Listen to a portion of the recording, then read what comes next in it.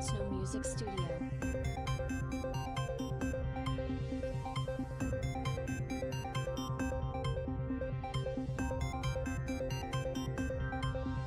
Snow Music Studio.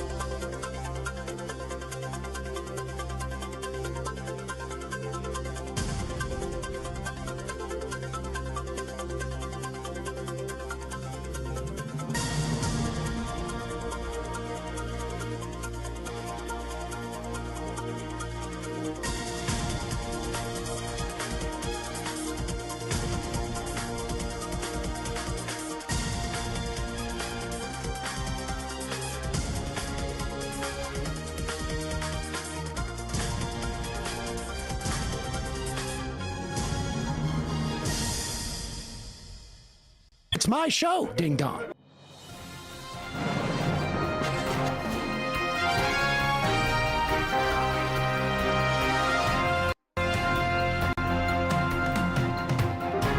Wait, can't hear me. Hello. Hello, friends. Oh, can everybody hear yet? Supposed to be jumping in with chat with Dylan in a moment. Hey, Fargo, how are you? Well, actually, I think when I call them, we can talk about it then.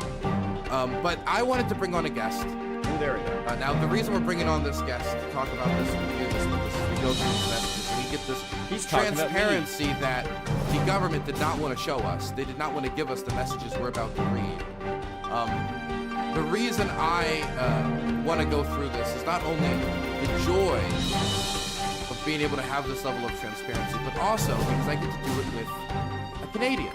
I'm bringing on a Canadian because I want to make sure that we have Five Eyes representation in this intelligence crisis. Let me call him. We're going to review these messages together. I'm just waiting for Dylan and go through jump on. What Pete Hexeth says right here is clean OPSEC. Hello, we're good. This isn't getting out. There Don't we go. worry about Right. I'll turn off your... Can you hear me? Yes, I can hear you good. I can hear you perfectly fine. 1 second. Yeah, I'm going to turn off that. Don't need that. There we go. 1 second. Let me see if I can get your camera up here. Screen capture. Headphones. Perfect. And I'm just going to change this so it doesn't have to be. And then... What can I do? How are you, by the way? I'm good. How are you? It's been nuts, to say the least. A little bit. Wouldn't you say? Just a tad. Yeah. Well, I mean, it's funny because it's like I'm like, now I know what Americans must feel like, because basically if it doesn't have to do with the election right now, I almost couldn't care less. But this thing is the only thing that's been able to drag my attention away, because it's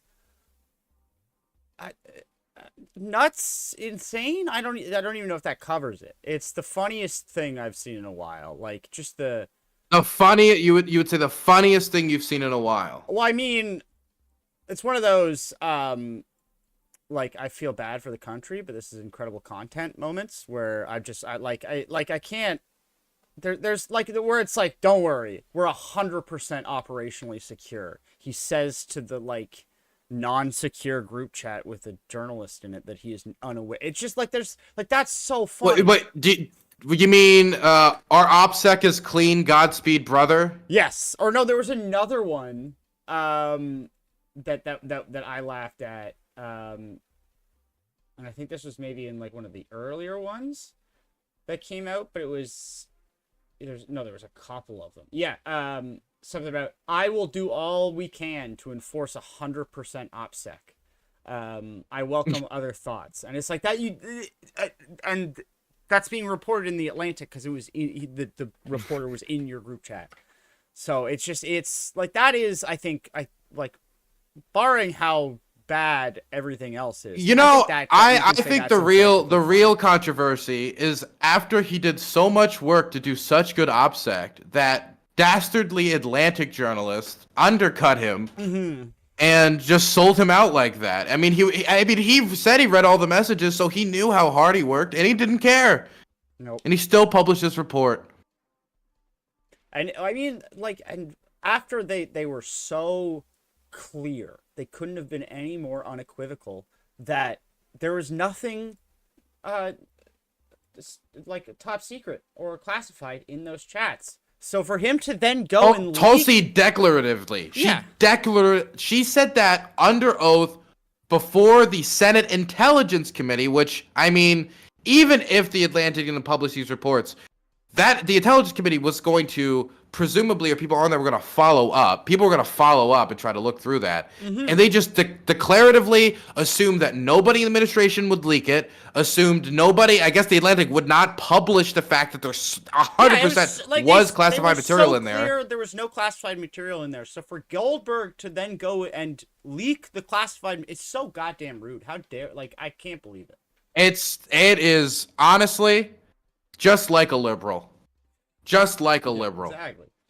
Can't trust. So I was thinking that since this dastardly traitor to the American project had the Atlantic, this traitorous insurrectionist institution, had published and gave us the transparency Trump promised but never was going to deliver, I wanted to go through this with you, and we could just go through. I wanted to go through it all. Yes, I wanted to go through it all with you. Would you like to do that with me? Yeah, because I read the story. There was a story came out yesterday. It's all been a whirlwind. The story came out yesterday, right?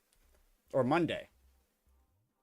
When did the story? Well, I mean, you mean the full report? This came out this morning. All these messages. Yeah, no, but the original story, I think, came out 2 days ago. So this has all been a 72-hour whirlwind. Yeah. So I read the original one and was deep in the weeds in that on Monday. I haven't been able to go through all of the screenshots for the updated stories, except for like the stuff people have been sharing online. So I am more than happy to go through.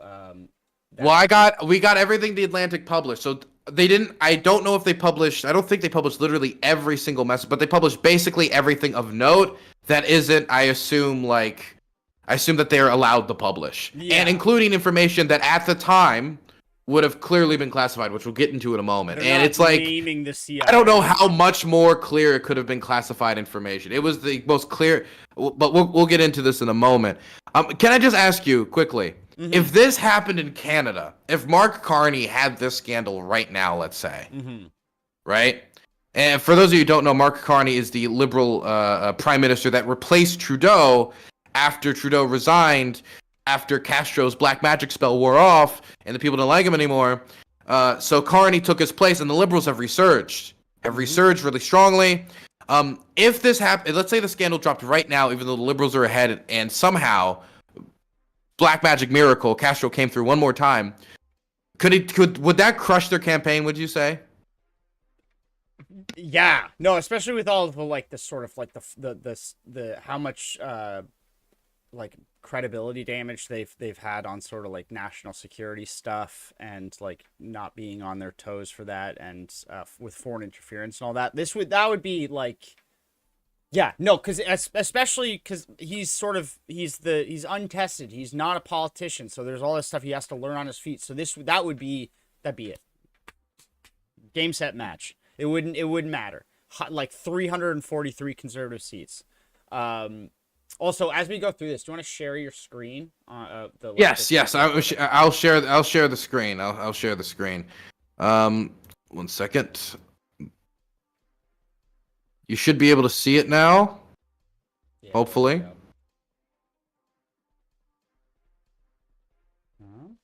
Why can't I switch to it?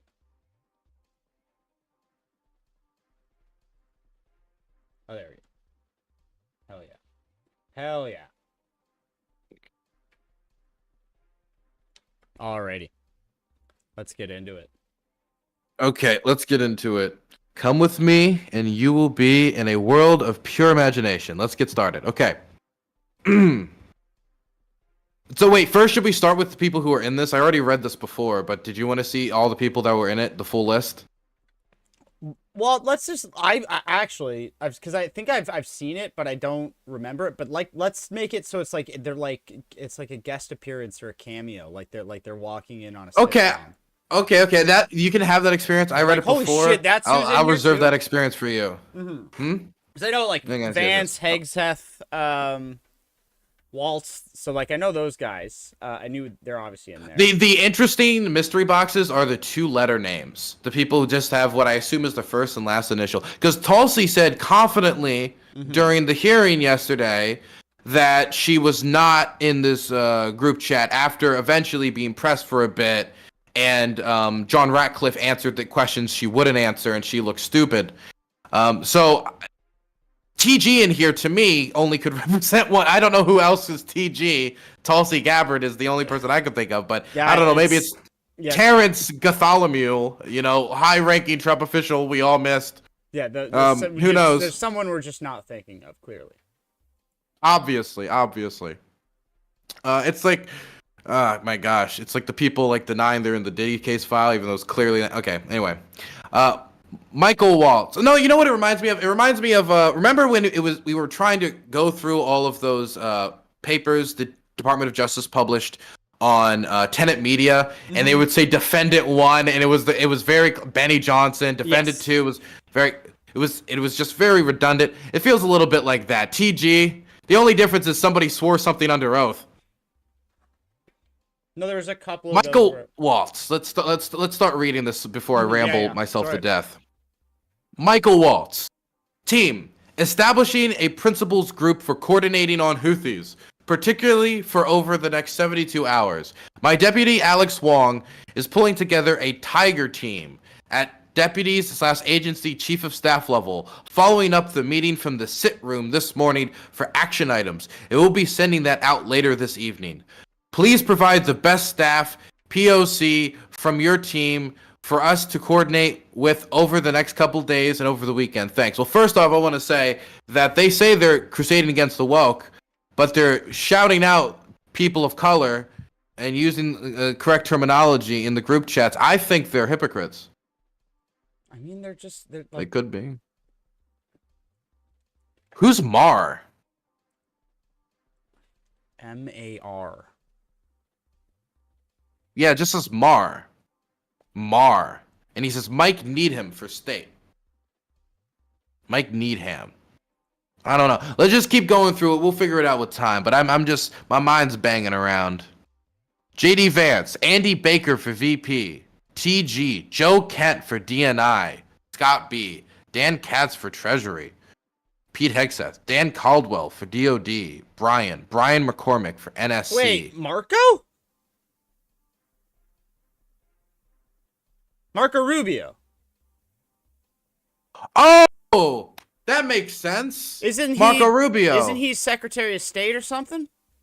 Yeah, Marco Rubio, Secretary of State. Marco, little. Oh my gosh, it would have been better if it was Lil Mar. Like that would have been better, but that's good. Yeah, that makes sense. It could be Marco. We don't know for sure, but Marco Rubio is the running guess, I would imagine. Because also, what's Marco's? Because what's his middle name? I don't know his middle. It's Marco Rubio's. I don't even know if he has. That a would middle also name. be his initials then too. Oh, wait, that's not a terrible. Marco Antonio Rubio. Hey, okay, so it's Marco Rubio. It has to be Marco Rubio. I think it is. We got it. It has to be. That's got to be Marco. Good Rubio. job. My gosh, you get some Canadian firepower in here. My goodness. I'm just fresh. Thank you. You're fresh. You're fresh today. You've been staring at it too long. Michael Waltz. Team, you should have a statement of conclusions with taskings per the president's guidance this morning in your high sides inbox. State and DoD, we developed suggestions notification list for regional allies and partners. Joint staff is sending this AM a more specific sequence of events in the coming days, and we will work with DoD to ensure COS, OVP, and POTUS are briefed. JD Vance. Team, I am out for the day doing an economic event in Michigan, but I think we are making a mistake. 3% of U.S. trade runs through the Suez. 40% of European trade does.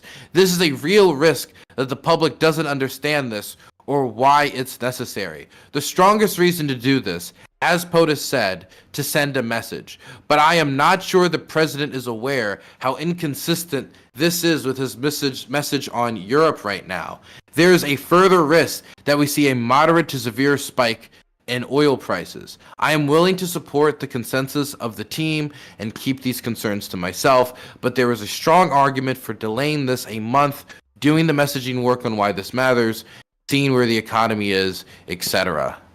There's so much for this. They just had to do this, and we couldn't even get congressional authority. It needed to be done. We couldn't even tell anyone about it. It had to be done so quickly. The thing is, we're so far down in scandal land now. Yeah, that's not even normal. Any of this, I've been yelling about the AOMF. All the nerds who care about foreign policy has been arguing about the AOMF for years. It's not going to change. Mm-hmm. It's not going to change from the Republican side, the Democrat side. Biden was bad on it. Obama was bad on it. Everyone was. Trump's been worse on it. The Soleimani strike was particularly a stretch of the AOMF. His recent designation of Tren Ragua, the now designated terrorist organization, that is really scary to me. Not because I don't like it's not because I'm friends with the cartel or something, but it's if you give them terrorist designation, that means that he could probably drone strike Mexico without congressional approval. I mean, he did it in Syria all the time. I'm sure that if he thinks he can get away with designating them a terror group, why wouldn't he think he could get away with something like that? Yeah, well, wasn't that concern with him? Because there was talk of he wanted to make classify fentanyl as a weapon of mass destruction. I don't know if that was a rumor. It's getting so silly. Part of it was, I think he wanted to designate them a terrorist organization in order to improve the argument. Then there's multiple reasons he did it, but one of it was to improve the argument for his Alien Enemies Act in order to deport all those people to El Salvador illegally, including those innocent people. Yeah. If he could declare them a terrorist organization, then you could argue we're at war because you can only use the Alien Enemies Act at war. It is legalese as you go. Yeah. He's just sort of, literally making it up as he goes, just as however it suits him best. I'm not voting for him for a fourth time. No. He's lost my trust. No. I mean, we'll let him run for run again, but I'm probably not going to vote for him. Not this. Oh yeah, no. I am voting against Trump. Down ticket everyone else, writing in Mike Pence. Okay, so you know what also gets me here is I understand what JD Vance is trying to go here, but this clearly shows that there is I think a real visceral hatred, and we're gonna get into this later. There's a visceral hatred of Europe in this administration, and I mean, look, I'm a bit of a transatlantist. Like, I like the American-European relationship. I think it's good. I think it's beneficial for the United States. I think that having Europe in our back corner is good in any crisis. I think that, you know, having it, being friends with other democracies is cool, but also just the economic sense of this doesn't run with me. I mean, 3% of U.S. trade runs through the Suez. That's still another inflationary pressure right now. That's still a concern to them. And even if that isn't of concern to them, the shipping price insurance cost is going to be of concern to them. The extra pressure on Southern African shipping rights lanes is going to be a concern to them. The concern of just like to the regional partners that you have who are going to ask you to act if you want to continue to have the arrangements you've made with them is going to be a concern to them, which if Trump wants to continue to be Israel's, you know, in their back corner, is going to be a concern. There's levels to this outside of like fuck the Europeans, but it makes me wonder, like, when these decisions are made, is it ran through anybody that might come by and say like, well, let's talk about this inflationary pressure, let's run it through this, let's run it through that, or is it really, if you can catch Trump in the right mood at the right time, angry at the right person, then you can make him declare, you know what, never mind, I don't care about the Suez anymore. I think this will build more pressure on the Europeans anyway. Yeah, no, I think, like, it's because I don't think he has any sort of strongly held beliefs on any of this. It's just whatever he, there's certain things, but it's like, when he does have strong beliefs, they're like, it's like the wind or a weather vane. Like, he can be convinced or jujitsu'd that energy into something else if you just know how to, like, I think, work them properly. Yeah, no, I don't, it's the old joke. It's like the last person who talked to him before in the room is the person who gets their way. Yeah, I mean, that was something that was reported a lot. And the thing is with JD, like, JD was not too long ago, he was saying Trump was heroin. And now he's like, he's fading out on the street corner, man. Tinfoil around his ass. Like, it's very clear. He's high on supply. And I don't really know how much he believes anything. I mean, he just got elected 2 years ago. He was in venture capital before that. And his first transition to American politics would have been, honestly, much closer to Jeb Bush than Donald Trump when you were, like listening to the type of stuff he was putting out there. I mean, that's not to say that he didn't say anything that was different or, like, semi-working class or populist or whatever the idea is supposed to be. But what scares me about this is I feel like we're dealing with Trump, who's a somewhat known, but we're also dealing with an unknown person who does have a lot of his ear. And this type of, like, a known unknown, and this type of just like, hey, I hate Europe, let's see if we can. These are the types of pressures that are having real impacts right now. And we have the largest war in Europe since World War II. God, I want to throw myself out a window. Yeah, it's not great. And then, like, he's just openly being like, yeah, I'll give Russia whatever it wants. Not even trying to pretend like he's not doing explicitly that.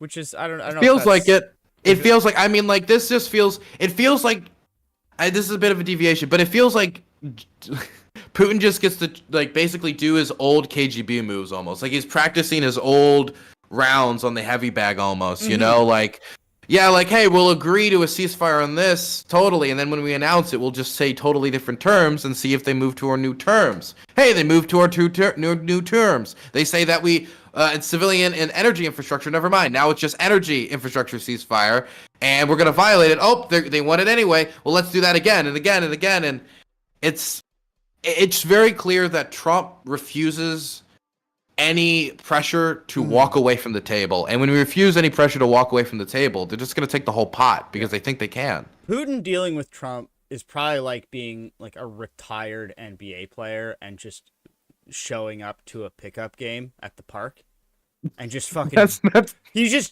doing like Globetrotter shit in the White House, like on Trump right now, like in probably those negotiations, pulling shit that he would have gotten like laughed out of the room for trying to do during the Cold War. Like, he's doing all of the never try this, it'll never work. The painting is what got me. It's like, oh, when Steve Witkoff went on Tucker Carlson's podcast and said Putin called Trump after the assassination attempt and said he's his friend, and, you know, recently he gave him a painting of himself as a present because they're so friends. And wait, oh my God, a painting of Trump. Okay. Of Trump. He gave Trump a painting of Trump, which then made them closer friends. And they're bonding over it on this podcast. And I go and I watch Russian State TV talk about Witkoff. Mm-hmm. And after he said, like, oh, the Russians accidentally fired at the Ukrainians with these drones and hit them. But don't worry, they told us they shot down some of their own drones because it was an accident. And then I watched Russian State TV, and literally, I believe it was Rybar said, what a brain-dead idiot. In reference to Steve Witkoff believing what Putin said and saying, like, he trusts Putin. They're like, what? You believe us? You're not supposed to believe us. Ay, man. Okay, let's keep going before I have an aneurysm about the future of European democracy, or my own countries. Which is the next one? Oh yes, this one. We go to Joe Kent. Mm-hmm. There is nothing sensitive during the timeline. We'll have the exact same options in a month. The Israelis will likely take strikes and therefore ask us for more support to replenish whatever they use against the Houthis. But that's a minor factor. I will send you the unclassed data we pulled on BAM shipping. This is CIA, John Ratcliffe. Yeah, how are from you going to send that to is the concern? Like, just going to Gmail that to him? Dropbox. From CIA perspective, we are mobilizing assets to support now, but a delay would not negatively impact us, and additional time would be used to identify better starting points for coverage on Houthi leadership. VP. This is I guess this means he's addressing the VP when he says VP like that. I think so. Yes. I understand your concerns. This is Pete Hegseth, the defense secretary, who could do a keg stand in 25 seconds. I understand your concerns and fully support your raising with POTUS. Important considerations, most of which are tough to know how will play out. Economy, Ukraine peace, Gaza, etc. Do they So okay, this suggests they actually believe that the Ukraine peace deal has a high chance of success. Yeah, no, here's the thing. Or at least a decent chance. I think they, that's almost the scarier part. I think they think they're doing, like, the right thing. I don't think they, or at least not all of them. But there are, I think... I know Marco Rubio doesn't. Oh, you see it in his eyes. He looks dead in the soul. But I think there's, I think to a certain point to be at this level, unless you're just, it's just all you want is just to be in the room and strive for power. I think some of them actually think, like, that they call it a peace that, like, they think they're doing what's best for Ukraine in the world. Like, I don't think they see how bad, the issue with what they're doing. Well, I mean, I could say maybe for some of them, they might, but honestly, I can't assume ignorance. It's because some of this is so... For example, Trump has been briefed that the encirclement that he keeps talking about in Kursk isn't real. That it didn't happen. I have contacts on the ground. I know it's not real. Because if it was real, then my friends would be dead, and they still are calling me gay in DMs, so I know they're not dead. Right? So pretty good sign. Yeah, it's a pretty decent sign. So I'm trying to figure out what the issue is, and then I find out from a Reuters report that Trump's even been briefed that it isn't real by the CIA, by like an intelligence report. So Trump knows, but he continues to say this lie. And so to a certain point, it's malicious. Now, maybe you could say he's lying for Ukraine in its interest. They have to lie to the Ukrainians to make them think it's worse than it is to just... But no. If you have to lie to them about how their own war is going on, or lie to the American people about how the American public's going on, how the war is going on, I don't think you have your best interest at heart. I think maybe you have your best interest at heart, what you think is your best interest at heart, that doesn't align with Ukraine's interests. But I think that the top making decision makers, it's completely transactional. And fair. If you're going to make it, for example, like an issue of minerals, well, Russia can offer more minerals, right? Well, I think it can be middle, it's like it's really easy to get someone to believe someone when their paycheck depends on it, whatever that quote is. So it's easy. You try to justify your own actions. Yeah, where it's beneficial to them, so they only look at the whatever will reinforce what they're is beneficial to them. So maybe a little bit of column A and B there, where it's like I think that's probably Yeah. the case. I just it'd be hard to pick which ones were which. Like I don't think Tulsi is one of them. Does it matter which one? Well, Tulsi's a hard one to know which one that she is. That's even more difficult. I don't know because the Russians call her their gal when they release videos of her. It's softcore pornography. She like once the war started, one of the first things she's complained about was the biolabs, right? Oh, of course. So when I listen to this type of stuff, I have to actually believe that they buy it, right? And also, if the Ukrainians knowing that they are biolabs with bioweapons, use them. Why are you not using them?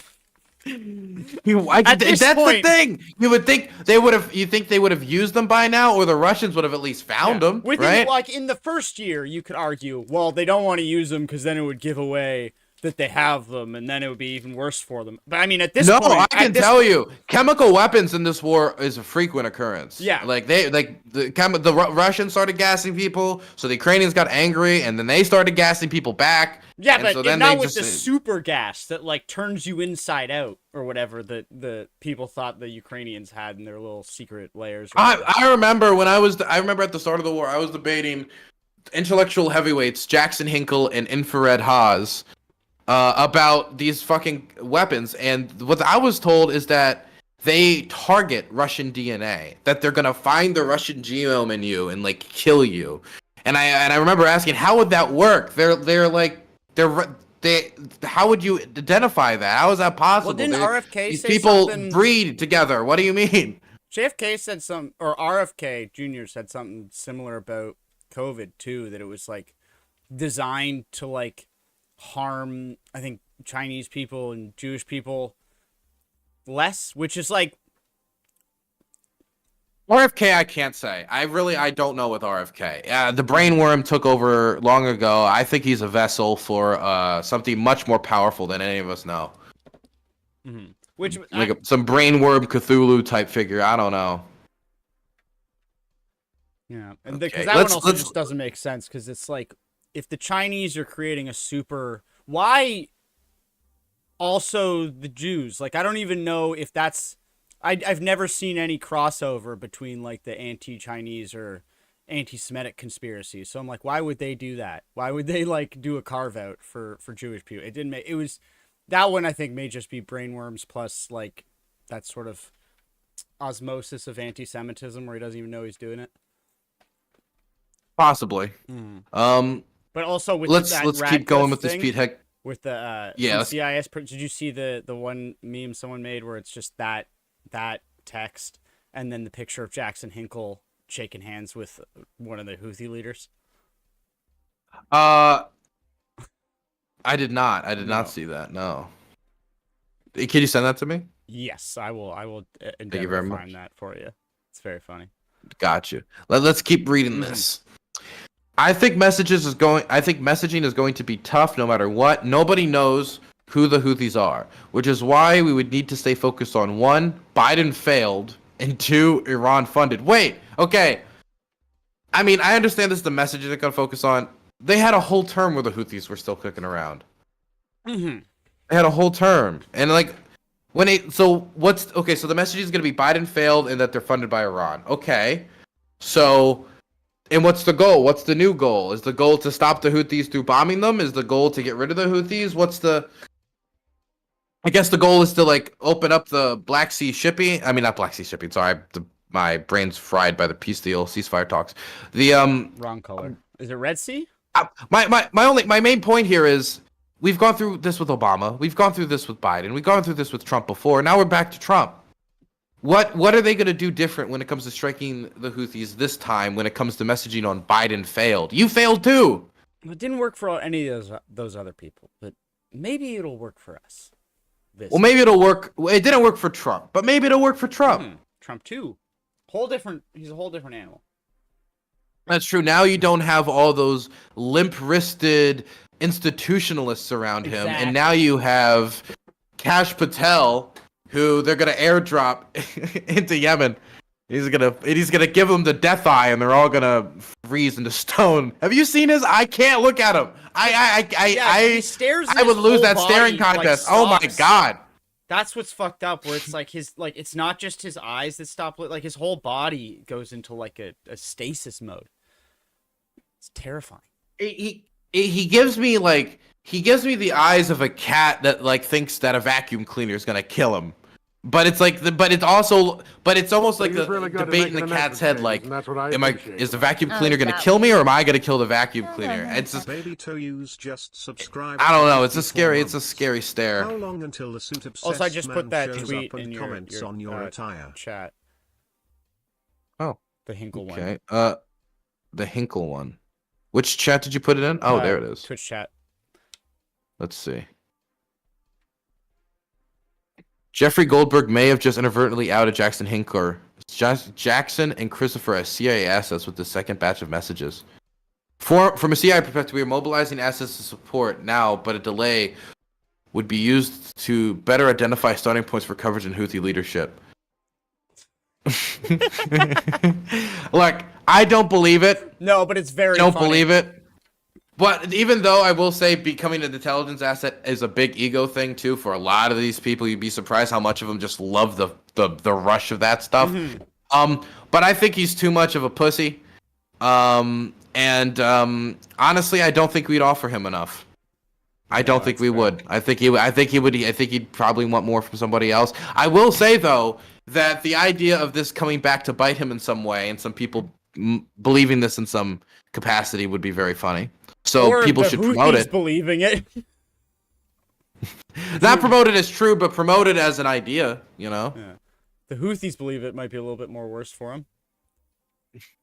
Let's read the rest of this. Pete Hexman. Every bit of this is beautiful to me. Okay, where were we? Oh yes, waiting a few weeks or a month does not fundamentally change the calculus. Two immediate risks of waiting. This leaks, and we look indecisive. Well, don't have to worry about that.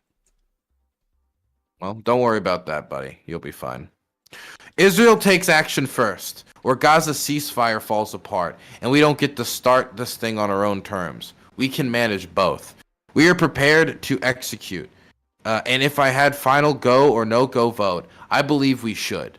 This is not about the Houthis. I see it as two things. Number one, restoring freedom of navigation, a core national interest, and, I gotta say, this might actually be a fundamental divide in the administration. I didn't expect Pete Hegseth to fall this way.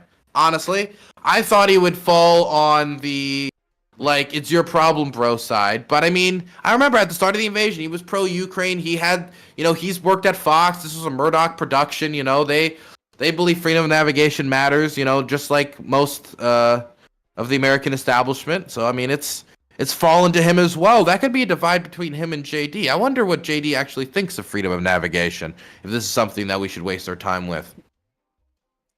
I mean, again, it's like that. It's how many times have you heard reestablish deterrence?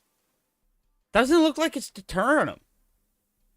And it almost and it's weird that it's strange that we've decided that we're going to try to reestablish deterrence a million times over against a fanatical, almost cult-like fucking militant movement that has been seeing the worst of Saudi and American air campaigns. Yeah. Because we all know the Saudis to play nicely. And we decided that's the place where we need to play deterrence hard.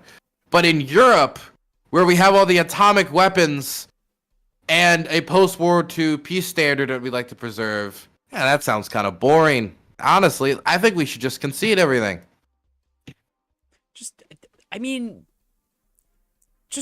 Sail around it at this point.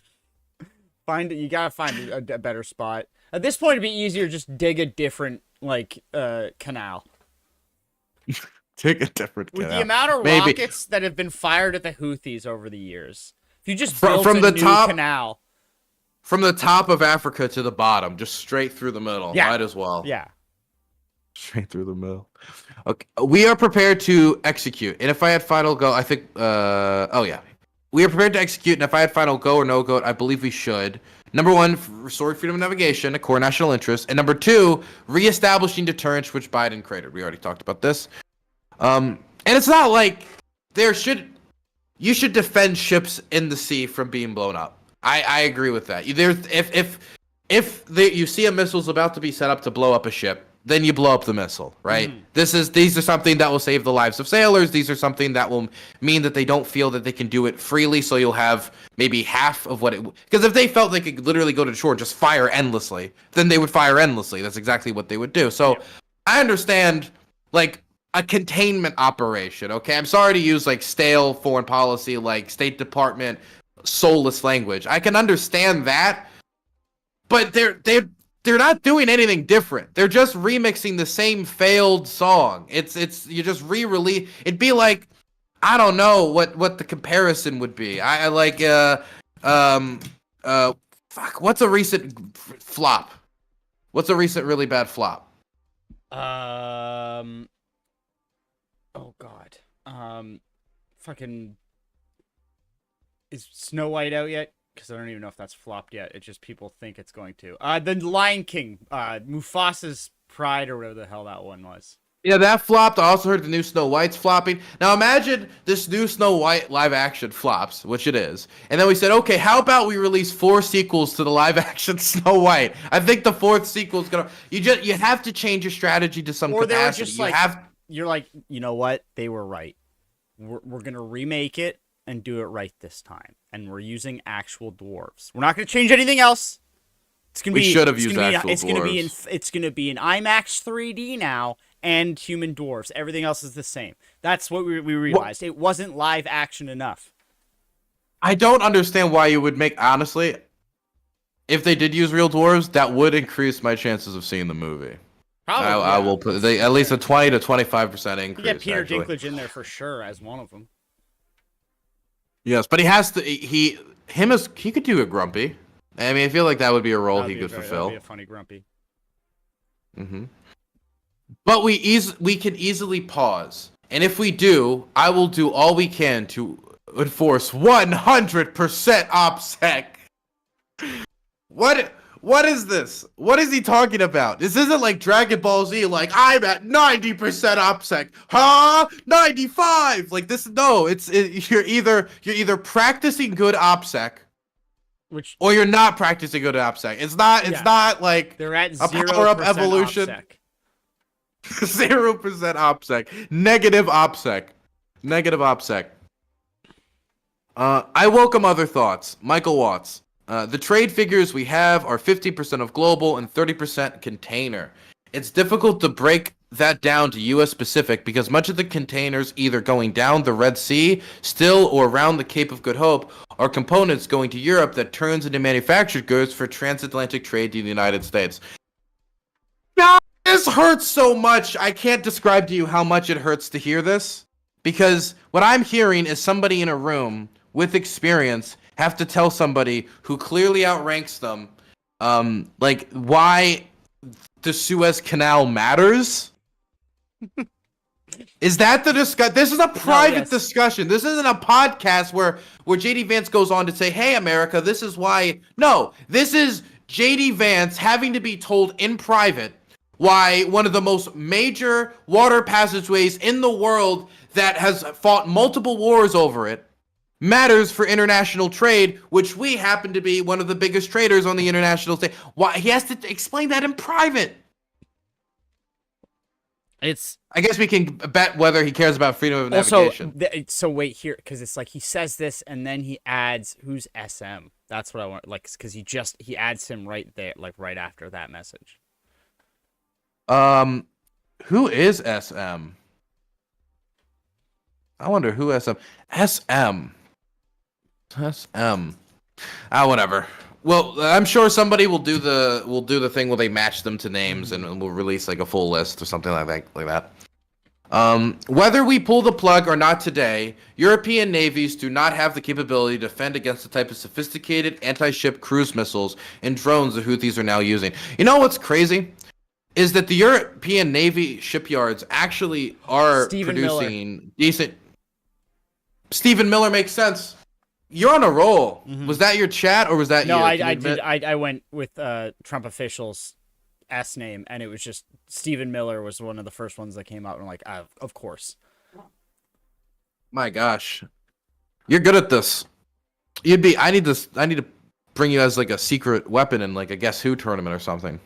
No, digging through this kind of stuff, and like this is half of it, because it's like when you're going through like FOIAs and stuff. Sometimes they don't like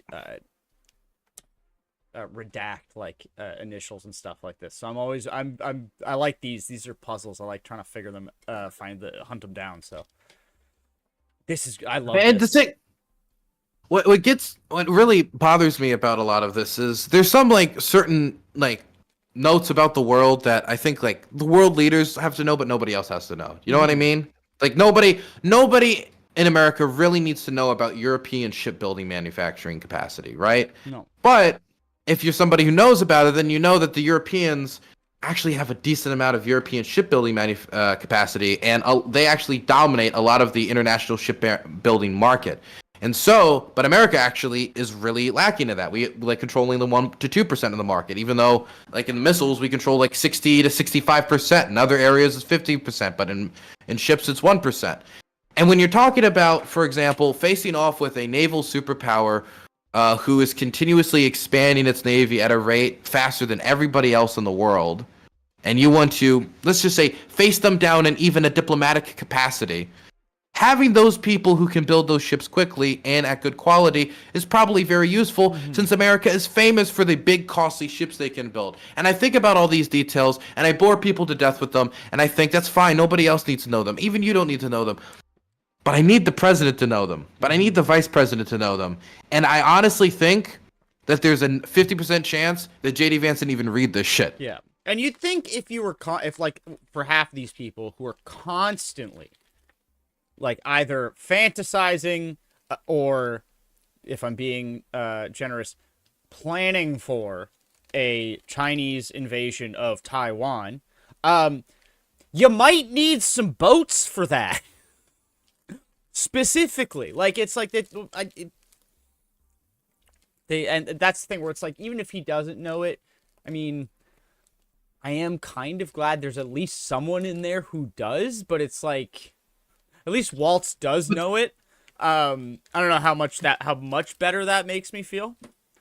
But what sucks is the way that these people who know what they're doing can get close to power. This is though this is speculation, but this is what I'm thinking, is the way they get close to power is by acting like they don't know what they're talking about. Do you know what I mean? When I have to listen to, Mike Waltz, who used to speak a certain way about Ukraine, switch up his tone, or Marco Rubio, or Keith Kellogg, there's a certain amount of me wondering, are they just saying this and misinforming the American public, or in some ways even advocating against Ukraine? Like when Keith Kellogg describes Ukraine as a farm animal that needs to be beaten into submission on cable news, is that because he believes it? And I don't know if you heard that, but he described them as a mule that needed to be hit. He said that they are a mule that needs to be hit with a 2x4 after they cut off aid. So is that something he believes, or is this something he's saying to get Trump's attention so he listens to his advice more? Is this me on like overdosing levels of copium? Probably. Man, I'm gonna be seizing out on the floor. I'm gonna go stiff like a board, but I'm doing my best here. No, they're like it, because then that's the other one where it's like I wonder how you get Trump to learn something.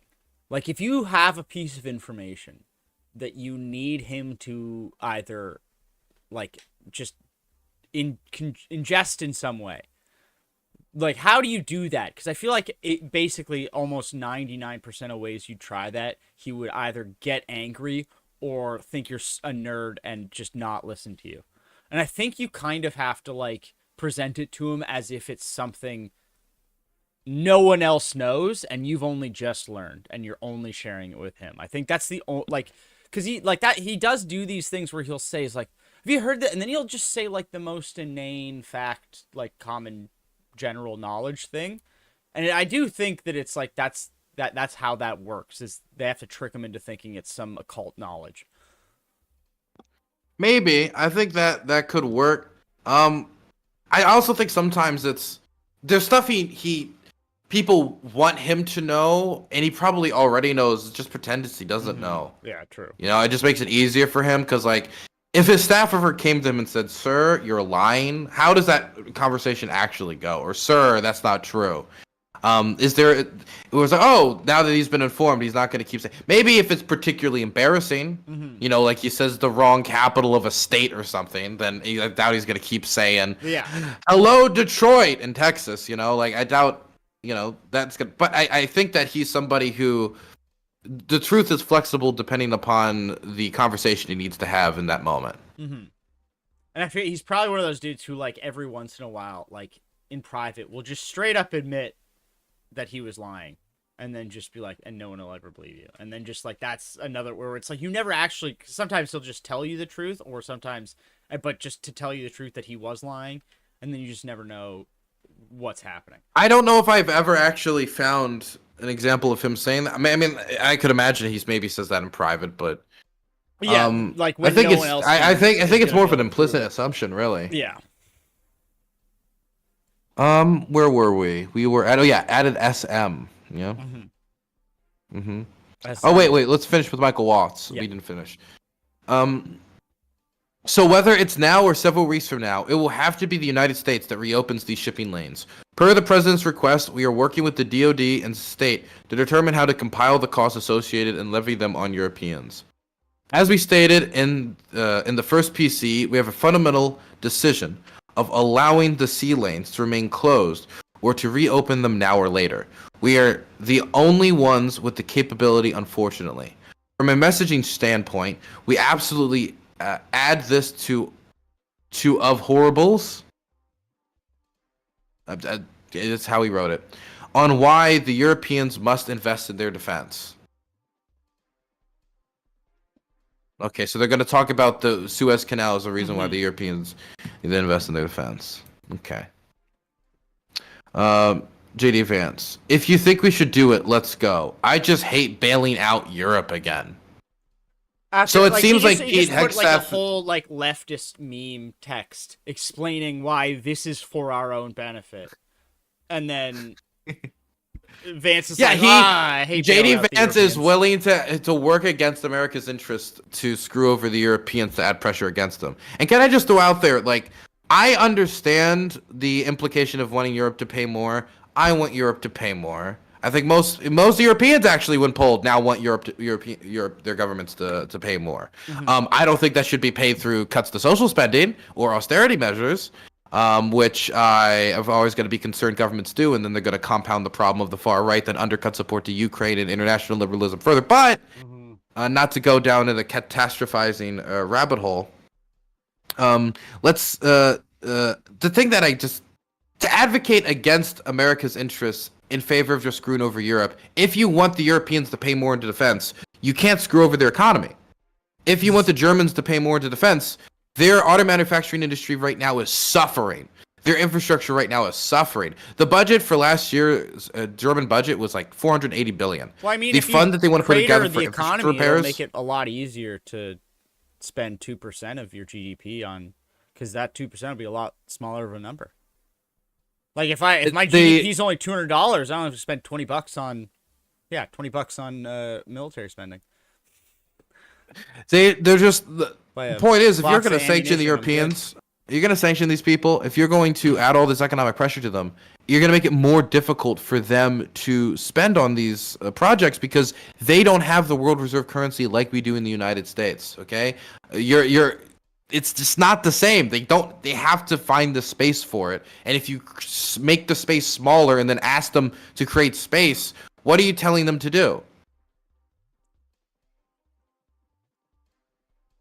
I think things we can do up front in our interest to Saudi oil the one thing he's worried about. As long as the precious oil facilities don't get roughed up. Let's just make sure our messaging is tight here, and I think if there are things we can do up front to minimize the risk to Saudi oil facilities, we should do it. Not civilians. Oil facilities. No oil facilities. They want to keep those oil prices down. Not even infrastructure Man. or diplomatic ties while we dick Europe around. The Saudis' oil. No, he cared less about how trade would affect American consumers here and more about the Saudi oil facility. I mean, look, I understand if Saudi oil facilities get hurt, that affects international oil prices, that affects American consumers. But I don't know how that logic applies to one of the most brutal regimes of the Middle East and not a continent under siege. But okay, whatever. That's okay. I just have an aneurysm. VP, I fully share your loathing of European Also, I want to. freeloading. This part is pathetic. kind of funny to me, where it's like they're in like a private group chat, and they're still semi-maintaining that sort of like, well, you call him by the vice president because he's the vice president, which I understand in like when you're with him in person. But they're only half doing it, so they're not like Mr. Vice President. Like, if you're gonna do it in the chat, you have to type out Mr. Vice President every single time. You know what this feels like? VP. This feels. You know, I think it's just in order to like indicate it's for him. Yeah, but just say Vance or JD. Yeah, that would be better. It does kind of come off like, you ever watch those like biographical movies about the president, and there's like those scenes where, Mr. President, those Confederates are running against the Republic, and they're speaking in a way where it was probably like, let's go fuck those motherfuckers. I mean, It wasn't like that, but it was a lot more casual. It was not the way it's being described. They weren't going with these lofty introductions. It does feel a bit like that, but because I feel we're focused. That sort of the respect of the office, but they're half-assing it in the group chat, which is it's just very funny to me. You know what it feels more like to me? It almost feels like Pete Hegseth kind of feels like he shouldn't be here, and so he's speaking in a way to kind of prove that he should be there, because when he listens to Michael Waltz talk, he talks as if he knows what he's talking about. When you listen to Keith Kellogg talk, when you listen to maybe even Marco Rubio talk, just from all the committee hearings he's been on, all the foreign policy committee hearings, it sounds like he knows what he's talking about. You listen to Pete Hegseth talk, and it's an experience. It's the Fox News segment. Well, your boss added you to his boys chat, so like they're all talking to each other like they're boys, and you're still calling them sir. But Mike is correct. We are the only ones on the planet on our side of the ledger who can do this. No one else even close. Question is timing. I feel like now is a good time as any, given POTUS' directive to reopen the shipping lanes. I think we should go, but POTUS still retains 24 hours of decision space. SM, which we said could be Stephen Miller, yes? Yes. As I heard, the president was clear. Do you want to read it? No, I'm saying it in his voice to see if that. Well, now read it all in his voice. Right. You can't give me a little bit. I can't do his voice, but the president was clear. Green light, but he just does a straight like the. I can't do voices. But we soon make clear to Egypt and Europe that we expect in return. We also need to figure out how to enforce such a requirement. E.g., if Europe doesn't remunerate, then what? If the U.S. successfully restores freedom of navigation at great cost, there needs to be some further economic gain extracted in return. Agree. But okay, if freedom of navigation is something that benefits everyone. Where do you even go to get this pay? So what they're saying is America should be paid. America should be paid to do this. And the way that Europe and Egypt found out about this, which were the nations that were talked about as like potential payers, was through these leaks. So apparently they had not been approached about this before. So again, when people are like, oh, what information? There was already certainly private information in this group chat. Putting aside the classified information in this group chat. But getting them to pay it's freedom of navigation. It benefits everyone. It benefits the Africans. It benefits Asia. It benefits America. Like the idea that anyone can travel with their ships everywhere without getting like looted by pirates or strong-armed in your shipping and you will be stopped. That's good for everybody. So why would you make the Europeans and the Egyptians pay for it? Is it because they are the closest and they reciprocate the most benefit here from it when it comes to like direct trade? But this is the thing I don't understand. How are you going to get the Europeans to agree to something like this while you're not prioritizing their defense in any manner? I guess that Answer me, Lefty. You need to answer me. You must answer for the crimes. They're imagining they just like Europe just starves. Like this does kind of seem like it is the sort of like a laissez-faire. You got a nice European Union there. Wouldn't it be a shame if something were to happen to it? And like it's like we're just gonna maybe they just don't do anything and they're just gonna like I think they assume that their position is so, and it's not that it's not valuable, but that they think that if they just don't do anything, things will get so dire that Europeans will be on their knees looking to the sky hoping for Superman to come and save them. I think they genuinely do think that it's like, well, they'll have to pay. They need us too badly. Our services are required, sort of thing. Yeah, I think I think there's been some amount of truth of like America's, of course, influence in the world stage, just usefulness, but there's a certain amount of delusion here. Mm-hmm. There's a certain amount of, I think, being up their own ass. I think that also comes down to bear when we hear them talking about like finding the terms to end the war in Ukraine. The idea that like, well, they're gonna have to because we're America, and we're as if the Ukrainians can't walk away from the table, which would be terrible for them. But there's a certain amount of just foolhardiness in the fact that no one would tell America screw you, and it's if you make it bad enough for them, which they seem to be trying to, they just might. Yeah. Now we have this is insane. The cherry. This is here insane. We have. When I saw this, I didn't. My mouth just was agape. I thought that the classified information would be like, we're gonna do it in an hour.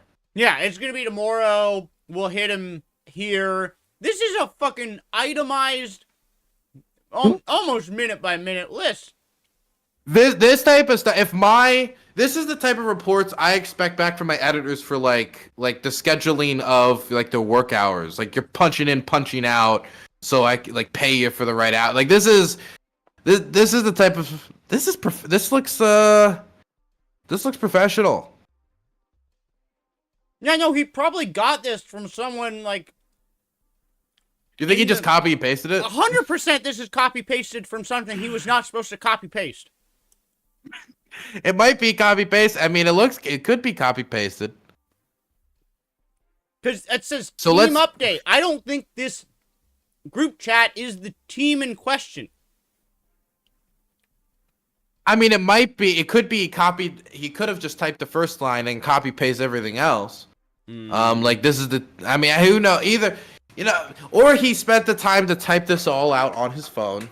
I don't think Pete Hegseth actually writes he doesn't write because that's 1215 lowercase et. That's no one writes like that. He was in the military. He's cool and hard. We should go back to see if he says any other times throughout the other texts and if he writes it like that.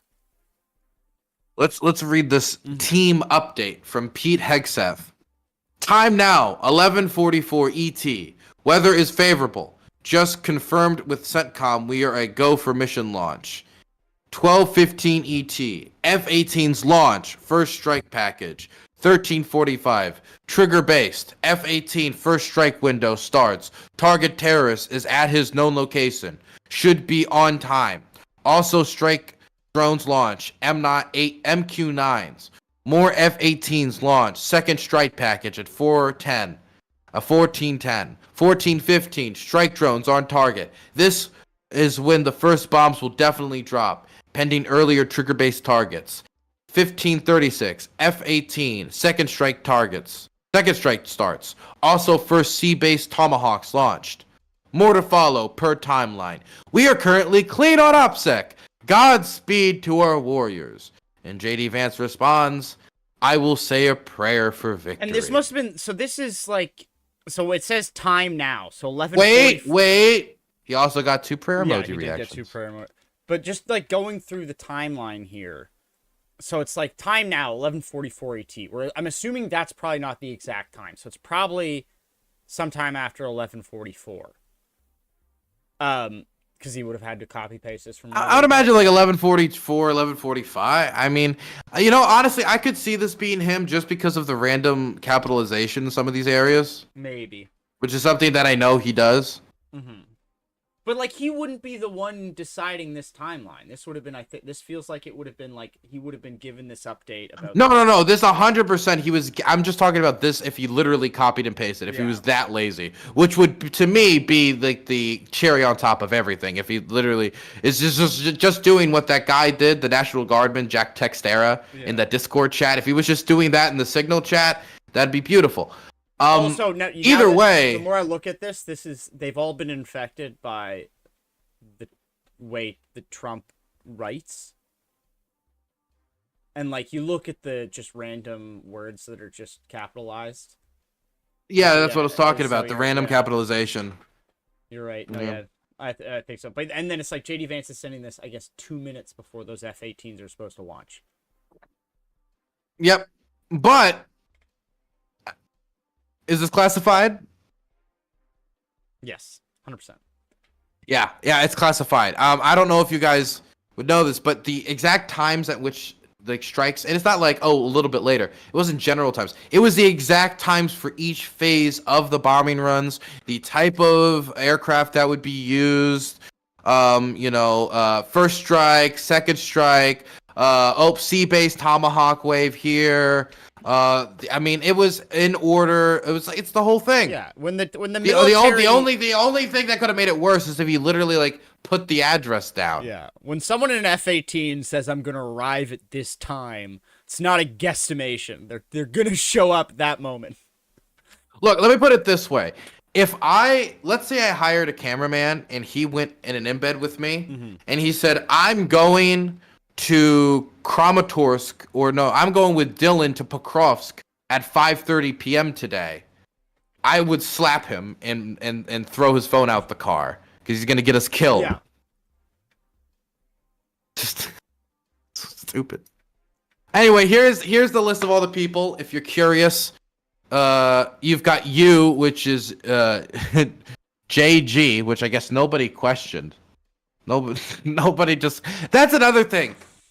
Nobody questioned just like who is all these names. Nobody could just go through the check. No, there's like 18 people in here who could have checked. Yeah, that's the thing where it's like maybe they just didn't look when they got added to it either. Like we're assuming they all got added like before JG, but like who knows when they were all like, because we saw that like maybe fucking Hegseth was making this on the fly. So like he added a bunch of people all at once. Well, do you know who supposedly added him, right? Oh, was it Waltz? It was Mike. Supposedly it was Mike Waltz, and Mike Waltz's. Did you hear his excuse? No, I heard there were a couple. Oh my god, I'm so. This is the beautiful one. So he says, he originally said that he basically he suggested that maybe the journalist could have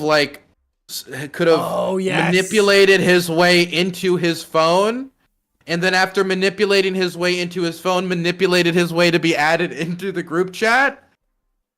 Like he got hacked? It sounded. I mean, he didn't say hacked, but the way the only way you would do something like that would be a hacking. Mm-hmm. I would just say this administration would probably be the last one to be lenient if you were to hack into a government employee's phone and do something like that. So if they had evidence, they would bring it forward, arrest him, and be like, look, as the free press goes against America again, and he would once again declare the press the enemy of the people. Mm-hmm. So if they had evidence, they'd show it. They just don't have evidence. It's just he needs to find some way outside of I had him on my phone and oops. Well, it's a little bit. I think the last thing I heard was from Trump was that it was maybe one of his interns and staffers, unnamed, of course. Saying you got hacked is a lot better than it was one of the dudes who did the it was a Fox News host where he's like, well, as you know, reporters oftentimes give politicians fake names and fake absolutely no, we don't. Never do that. And secondly, Who does that? No, I. Who said that? I mean, it was the one who's not allowed to go for Thanksgiving dinner. That's all I know about him. He's a Fox News anchor. Are you talking about Oh God, I was gonna say the smarmy one, but that does nothing. Oh God, what's his name? Somebody in chat will remind me. Jesse Waters? Is it Waters?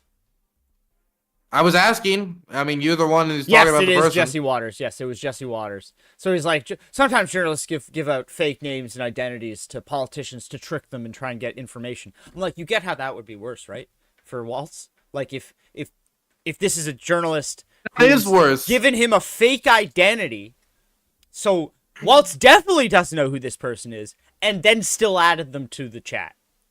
It's like the tenant media. It's like when Tim Pool says, I was tricked by tenant media. If you were tricked, then you are a moron and you need to like become a street sweeper and stop talking about politics and humble yourself a bit or something. Because if you got tricked by this fake Hungarian businessman and just accepted that this millions of dollars was coming from basically nowhere, then you're kind of a fool. It doesn't make it any better than if you were, actually just working for the Russians. It's just the thing is, are you malicious or an idiot?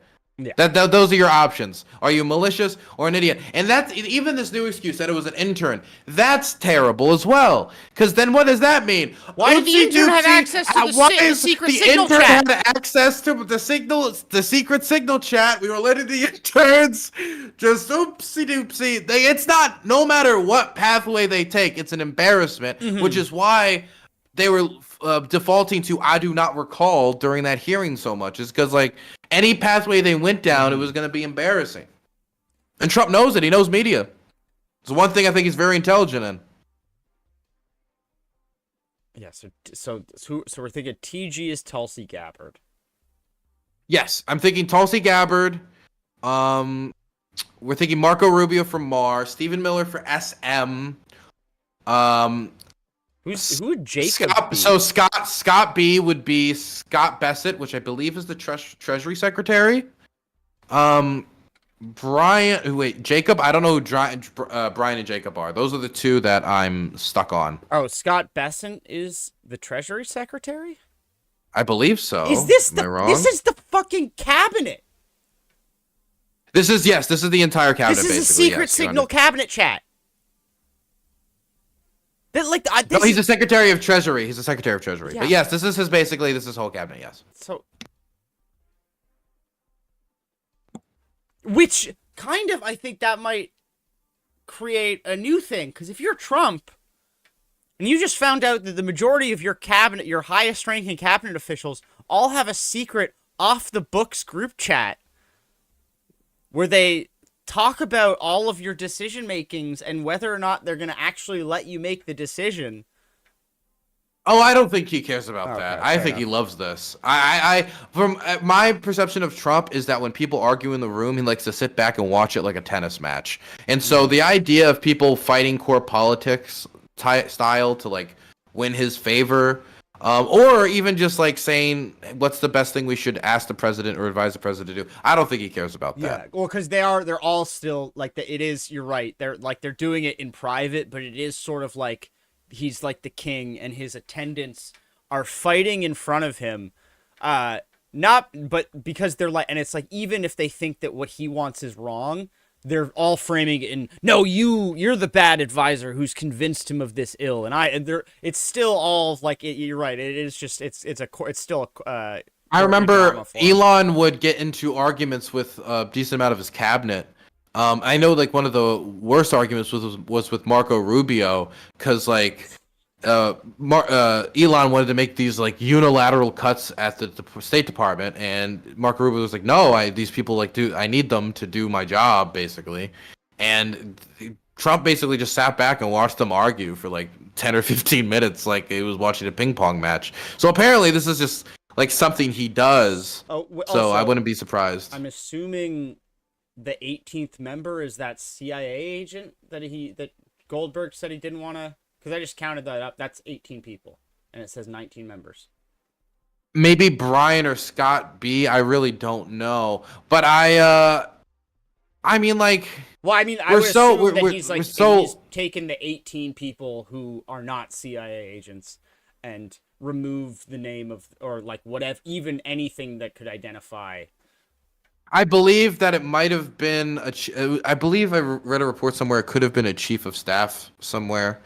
But okay, I do want to throw something at you. When I was watching that hearing, the 2 days ago, something that really fascinated me was this back and forth with one of the generals, which was basically just trying to get the general to admit, after failing to get the cabinet to admit, that knowing the time of when a strike could happen could kill the pilot.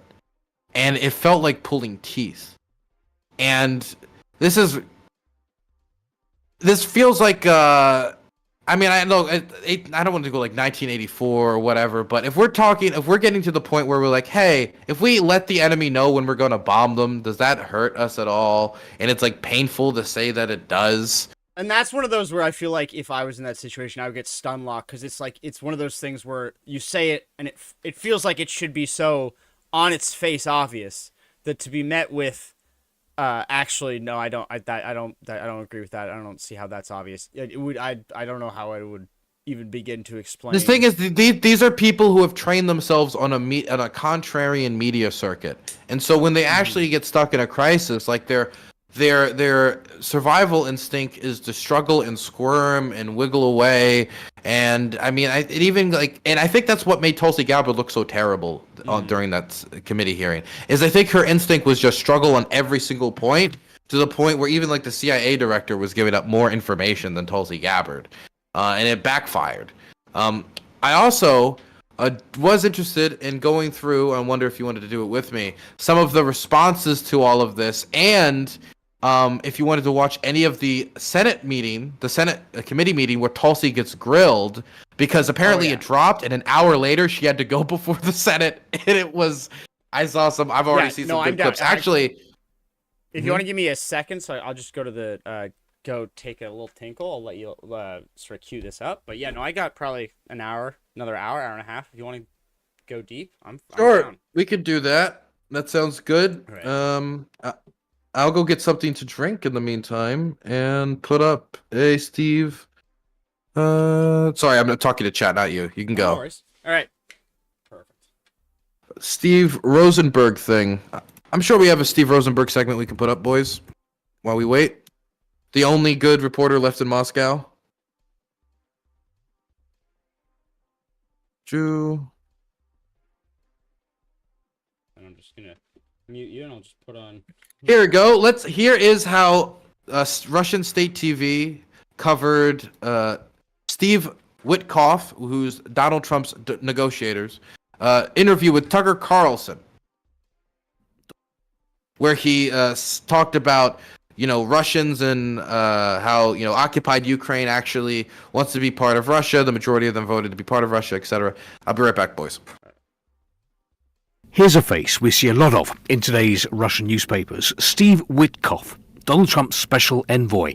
His interview with pro-Trump commentator Tucker Carlson did not go unnoticed in Russia. In the interview, Mr. Witkoff repeated many of the Kremlin's own talking points, which is why Nezavisima Gazeta declares US and Russian officials have started speaking the same language. In the interview, Steve Witkoff basically recognized the referenda on the new regions, Russian-occupied Ukrainian territory, joining Russia. He ruled out the prospect of Russian forces invading EU countries. He said Vladimir Putin and Donald Trump were friends and could meet soon. For the first time in many years, the White House and the Kremlin are so openly demonstrating their mutual attraction. Just to point out, those so-called referenda held on territory seized and occupied by Russia in 2022 were not recognized internationally. They were condemned by the UN. Steve Witkoff spoke about the Russian leader in nothing but flattering terms. What Trump's special envoy said contained the unambiguous idea that the Kremlin has interests in Ukraine and that these interests are justified and will be taken into consideration by the US. Perhaps Witkoff's most unexpected comment was his confidence that America's European allies have nothing to fear from Russia. In response to Carlson's question, do you think the Russians want to march across Europe, he replied, 100% not. With this single phrase, Witkoff devalued a multitude of EU and NATO decisions and statements. Experts and media give two different interpretations of Witkoff's interview. According to the first, Trump and his team are trying to create a favourable atmosphere for talks with Moscow. No agreements are possible if there is no trust between the sides. According to the second interpretation, Trump has long-term plans for the Kremlin. Perhaps he sees Russia as a potential ally or as a force he's using to solve tasks important to him and to America. Komsomolskaya Pravda prints a plethora of Steve Witkoff quotes, including, "In the old days, the only people who went into the KGB were the smartest people in the nation. Putin is a super smart guy." The paper mentions what Putin gave Trump as a present when the Kremlin leader met Mr. Witkoff recently. Steve Witkoff not only found a common language with Vladimir Putin, but took back to Washington a painting of Trump as a gift. Donald Trump was touched. Kommersant also writes about the Steve Witkoff interview, naming the issue of the new regions the central one. He mentioned the referenda held there and, in effect, recognized the justification for these regions becoming part of Russia. Moskovsky Komsomolets tries to work out Trump's plans for Ukraine and suggests that Donald Trump wants to become the co-owner of Ukraine in economic terms, in the same way that American corporations like the United Fruit Company were in effect joint owners of various banana republics in Latin America in the 20th century. And in order that Russia accepts this form of US domination, or to put it more carefully, American presence in Ukraine, Washington is proposing that Moscow becomes its associate and business partner. So the takeaway that that Russian state media brought from this is that the top American diplomat for these negotiations, one of the top ones, Steve Witkoff, who's going to Moscow to talk to the Russians, believes that the referendums in occupied territory were legitimate. And the thing is, afterwards, he clarified, like a few days later, he's like, oh, well, that's how they view it, But the damage was already done.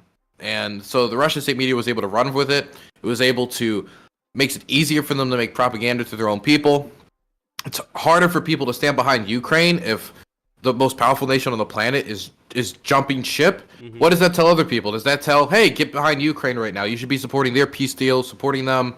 Or does that say, well, this is a sinking ship, maybe I should jump off if America's not on board? Then I don't know. Now, the Europeans don't really have that option because they're in the ship that is sinking. Mm-hmm. So they're kind of forced into it, but even the Western Europeans could be a little weak on it. Yeah. Also, this last part of it really is suck because I said something incorrect. It was a CIA agent was named in the chat by somebody.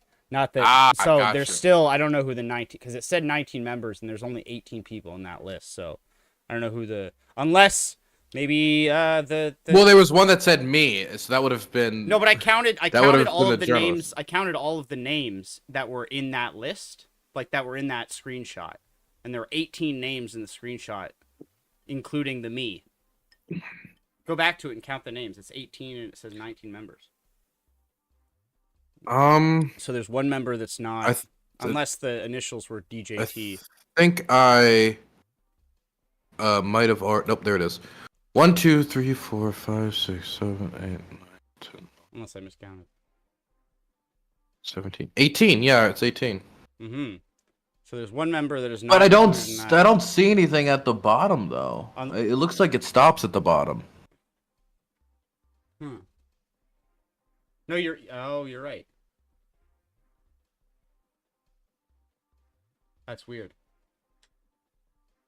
Yeah, I don't know what that is, but God is everywhere. Maybe. That's true. Maybe.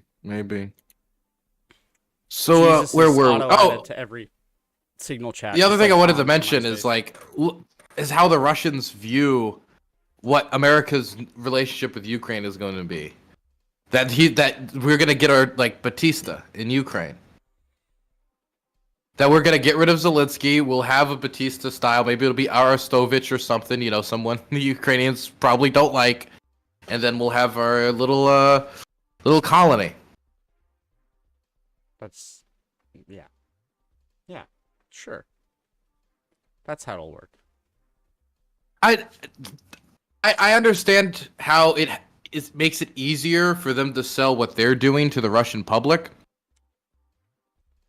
But it should also not be possible that that's actually what he wants. It shouldn't be possible. But it's unfortunately very plausible. That's the problem. Let's get over to these reactions to the Senate thing, because oh boy. Do you want to go through their justifications first, or just let's just start from the top. I'm just gonna start from the top. I gathered some of the best ones. Okay. So this one was actually, I believe, before the group chat was announced. This is Donald Trump being interviewed by some Rumble influencer, because that's where we are now. Welcome to 21st century media. The alt media is now. And he tells them in this interview about what was in that group chat after he was asked. Secretary of Defense Hegseth is referring to known targets, but he doesn't say what the targets are. He just generically refers to them. Those don't sound like detailed war plans. No, and there weren't details, and there was nothing in there that compromised, and it had no impact on the attack, which was very successful. It was a very, very successful attack.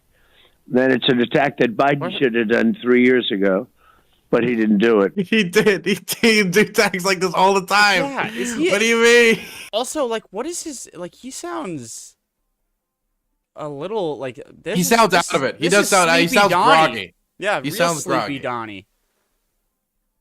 He finally got on that, he finally got on the cart. Apparently. Because it would have been a lot easier 3 years ago. But we're having very good luck on the attack. It's an attack that has continued. Yeah. But just thing like that, maybe Goldberg found a way. Maybe there's a staffer. Maybe there's a very innocent staffer. But I think we'll get to the bottom of it very quick. Maybe there is a very innocent staffer. I'm very innocent. Very innocent. Oopsie doopsie. And it's really not a... Like, the Russians tried to get, like, we're trying to get people in the National Rifle Association as like spies, and like they're constantly trying to infiltrate political organizations. They're trying to get in.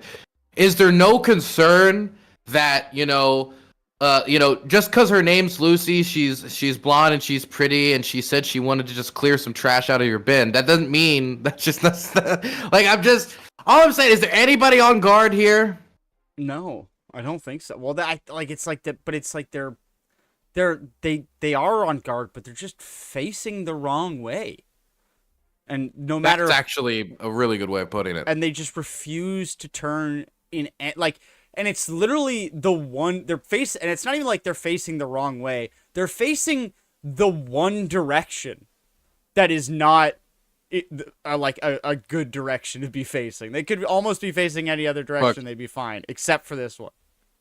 The terror threat against Tesla is a national crisis. It needs our full attention and all of our resources mobilized for no particular reason. Yeah, it's like, well, have we ever considered that sometimes Teslas just do that?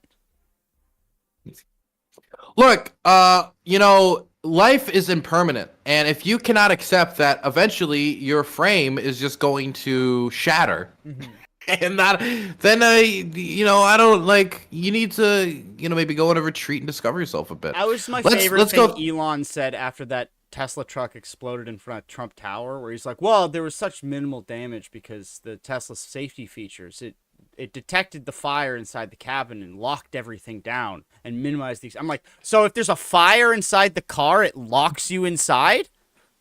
That's a safety feature? You just have liberal thinking. Exactly. I wear a seatbelt. Let me read you. Let me get one of these regular run of the mill alt media sycophants, right? DC Drano. This is the person that Trump gave the redacted Epstein, or I think it was JFK files, that had nothing of import because they just blacked out all the new information. Very interesting how the Signal situation was leaked right before all these congressional hearings so that Democrats could scold Trump's admin. A part of me wonders if this was a deep state setup. Could be. Do you think the deep state set it up in Signal? This is one of the, because this is like the opposite, where it's like there's probably like a couple of dudes, like if there are dudes in deep state who are trying to take down Trump, they all met on Monday going like, was this you? And they're like, no, I didn't do this. Was this you? No. It's like, did this just happen? Oh my God. Was this a contractor? No. They moved to Phil. Did somebody go rogue? No, I think they just invited a reporter into the group chat. What do you mean they were using and this is all, these conversations are happening all over. You know what we don't know about it, DC Drano? Because they didn't add a reporter to the Deep State Signal group chat. Yes. They didn't do that, so they had actual get added, DC Drano. Get added to the group chat, and then you can reveal it. Okay. By the way, can I just say, as a reporter, oh my god, could you imagine this? And like, I'm so conflicted about this because it's like, part of me like, everyone was like, oh, why did Goldberg leave the chat? It's like, because his fucking, like, you stay, and it is espionage is that at that point.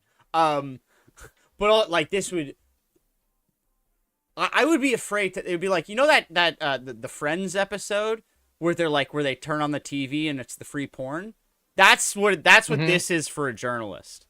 That where you'd put your phone down and just leave the app open and like turn off the thing where it auto shuts down, because you'd be afraid if you touched your phone it would glitch out and then you'd leave the chat. Like, this would be too good to be true. Doesn't even cover it. Honestly, I'd be scared to leave also because they would get a notification that I left. Yeah, and then you're like, am I about to get black bagged? And that's gonna be the thing, is that's gonna scare me more, because me leaving the room is gonna be they're gonna be like, why the fuck did that person leave? Honestly, I think if I stayed in there, if he never said anything and it just ended there, I think they would have never known. I think they would have gone their whole life having no clue that there was a journalist just watching the entire conversation. So doing nothing might actually be the safest bet. How much more? How much more would he have gotten by now? Well, I think it depends. It was just a group chat for that specific decision making. If it was a continuing thread where they was like, this is if they decided to make the Resolute desk basically just the Signal room, a Discord chat, and make all the decisions in there. It's a Slack, so they're gonna have multiple channels for different. Shall we bomb them, Trump? You just post a GIF. No. Stop making stickers out of me. Okay. By the way, Steve Witkoff. There was some reporting that Steve Witkoff was in Moscow, or could have been in Moscow at the time of all this going down.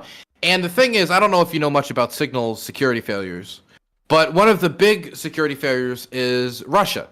Is that it's probably good to use, but there's one potential failure, is the potential use of Russian access. And they're on being March in Russia 13th.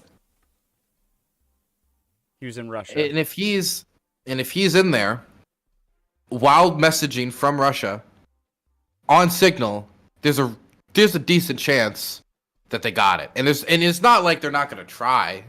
And it's not like that. Of course they're gonna try. Especially, like, do you think he didn't connect to Wi-Fi the entire time he was there? Obviously, right? He's walking into every public Wi-Fi he could find. Yeah. The hotels that they knew he would be in. But don't worry, guys, because Steve Witkoff came out and he released a statement. I'm incredulous that a good newspaper like Wall Street Journal would not check with me as to whether I had any personal devices with me on either of my trips to Moscow. If they had, they would have known the truth, which is I only had with me a secure phone provided by the government for special circumstances when you travel to regions where you do not want your device compromised.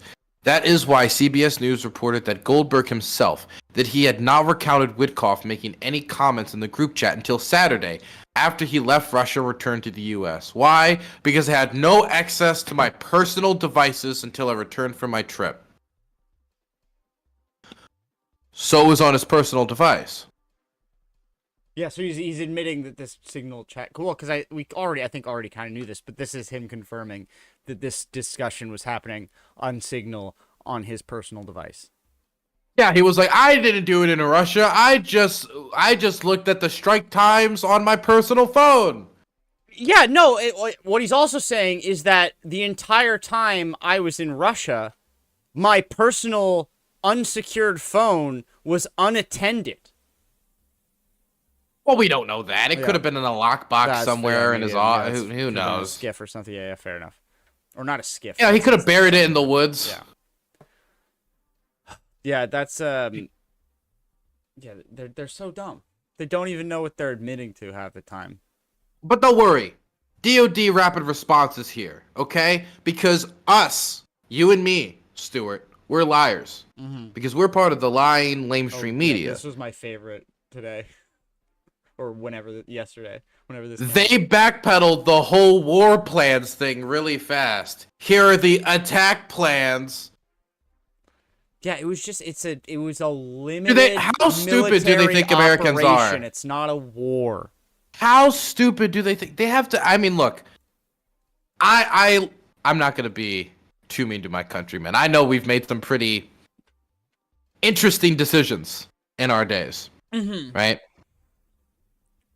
But what do you mean? I didn't cheat on you. It was just a date. Yeah. This is the level we're at. Yeah. No, I didn't have sex with her. She just put my penis in her mouth. It's different. Those are two different things, different bases. Now you're backtracking. It was like a wine tasting, but for hog. Yeah. Oh, you accused me of sleeping with another woman, and now you're backtracking and admitting it was just a blowjob. Look, okay, you said that we could, try new things in our relationship, and apparently that was not sleeping with our son's teacher. That I now know. I'm not a murderer. He's in a coma. Okay, but no, this wasn't even just like this is the DOD Rapid Response. Yeah. Yes, this is the Department of Defense. This is the Department of Defense, and I saw the DOD getting involved before when there were some Congress people. I don't know if you saw this, but they posted like a choose your fighter, and they did like a silly fighting dance, and it looked really goofy. I don't know if you saw it, but there was a dumb TikTok trend amongst like Democrat Congress people with choose your fighter, and then it would be like I like cookies, and my name's Samantha, and and she'd do like whatever. And then the DOD posts a video of choose your fighter, and it's like soldiers like doing hardcore shit because they're soldiers, and it's more natural because they're not a pencil neck suit. And I didn't really, and it didn't mean anything really. It's not like it didn't hurt anybody, but I don't like the DOD getting involved in those types of like political squabbles. And even if it's not said, even if it's not directly, even indirectly, even the appearance of getting involved in those types of political squabbles is bad. The politicization of the Department of Defense is bad. Why do they even have a rapid response account? It's insane. And of all the things to be rapid responding to, it's like, you losers said that we leaked our war plans. No, we just leaked our attack plans. This is maybe that's the cook. This is maybe the time for a measured and reasonable and like take your time with the response sort of thing. Apparently not. But don't worry, Pete Hegseth. He's got a message for us. He's got an answer. Whiskey leaks. So let me get this straight. The Atlantic released the so-called war plans, and those plans include no names, no targets, no locations, no units, no routes, no sources, no methods, and no classified information. Those are some real shitty war plans. This only proves one thing. Jeff Goldberg has never seen a war plan or an attack plan, as he now calls it. Not even close. As I type this, my team and I are traveling the Indo-Pac region. Yes, more leaks! Woo! Yes! Yes, man, it's a never-ending tsunami. Meeting with commanders, the guys who make real war plans, and talking to troops. We will continue to do our job while the media does what it does best. Peddle hoaxes. What he's apparently not. Load I'm of assuming horse we're not hockey. supposed to know he's in with the Indo-Pacom region. Yeah, you guys have you heard that abbreviation before? I bet you I gotta don't think Google it. Don't I'm you? literally Googling it. Yeah. Oh, Indo-Pacific. Yeah, it's real. It's real official. Yeah, it's real official. You know, because I'm like I'm official. Because there's a couple of them that there's a couple of them that I like. Yeah, Africom I've heard of. That's the and like Eurocom. I thought that was probably it was gonna be Indo-Pacific. The time of airstrikes. This is what they're trying to say, that it didn't have every single detail, right? But having any of the plan is part of the plan. If the Germans found out half of the D-Day landing locations or the time that there would be an attack in France, that would be enough time for them to like put their troops on alert. And Hitler wouldn't have been asleep during the time of the attack. He would have been awake, probably, and then it would have been totally different. And then maybe would have had more paratroopers captured because it was very chaotic, like the chaos we caused by. It could have been a totally different situation. And in this case, we weren't doing a gigantic, massive, like continent-changing land war. We were doing airstrikes, as we have done against the Houthis time and time again. But if they had gotten the wrong person in there, those times could have been given to the Houthis, say by. Let's say we change one or two factors, and Steve Witkoff was on his personal device in Russia messaging this. The Russians got that. There's been reports that the Russians have given targeting information to the Houthis before. Also, if this is, so they send this, and we know that it's sent sometime after 11:44. Here's the thing. That's what? If that is so, like, assume it like the worst case scenario. This isn't Jeffrey Goldberg in the chat. It's like, I don't know. It's like the Russians or it's like some real clever Houthi hacker. Yeah. Okay, so they get this before, like, sometime after 11:44, before noon. You call out whoever the target is, be like, hey, wherever you're gonna be at 1:45, don't be there. Get as far away from there as possible. It's more, even if they even if they don't have the locations, one thing they could just having a general state with readiness for air defense systems is enough to is something that's a risk. Yeah, and it's something that could endanger American pilots. Yeah, and if you know how fast an F-18 can go, and when they at least left, 7. Yeah, and when they're supposedly left, and when they're supposed to arrive. You can get a smart dude to do some math there and figure some shit out. I'm pretty sure. I don't know what you figured out, but I'm pretty sure. They can go like 7 or 8 speed. Yeah, very fast planes. What's the farthest they can go in that amount of time? And then just try to get out of that distance if you can. I think 5 or 6. Mach? I'm assuming you mean? No, just 5. No, just 5 or 6. Oh, okay, yeah. Here's, by the way, listen to how he's talking about this right now. This is what he said in the immediate aftermath when I think he was probably most nervous. This is another one of those where it was like, you get how that's worse, right? Sort of thing. Listen to his answer of them asking about if this information was declassified. He's saying that it wasn't classified, this and this and that. But back then, immediately in the aftermath, he knew it was classified, and that's why he was behaving like this when he was asked, and he dodged it. Mr. Secretary, the messages the White House called authentic did at the very least include sensitive details about targets and timing. Did you declassify that information before you put it in the chat? And are you using Signal to discuss operations as sensitive as the strikes against the Houthis on a government or a personal phone? First, all I would say is the strikes against the Houthis that night were devastatingly effective. And I'm incredibly proud of the courage and skill of the troops. And they are ongoing and continue to be devastatingly effective. The last And that's it. Just no answer. Because he didn't want to give an answer because they knew any answer could incriminate them.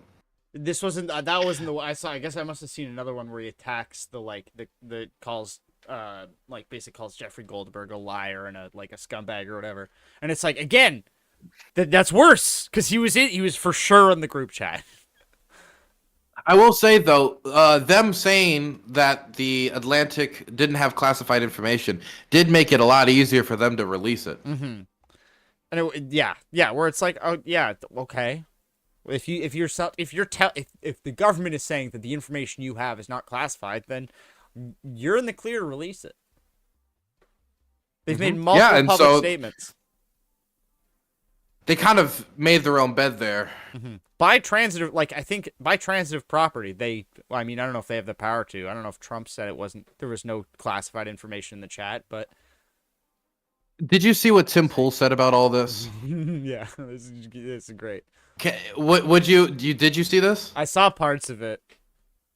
So Tim Pool believed, in the immediate aftermath of this, and I just found this out, he believed that this was actually all 4D chess, big brain moves by the Trump administration, and we are just too stupid to understand the genius of the purposeful leaking and adding of this journalist to the group chat. Listen to him go. Go ahead and say, I believe strongly that this was intended to trick the journalist into publishing this message. The messages are scripted. The DOD does not greenlight 2 hours in advance strikes on a foreign country like this. I mean, maybe I'm crazy, but I'm willing to bet. Doesn't know how would he know?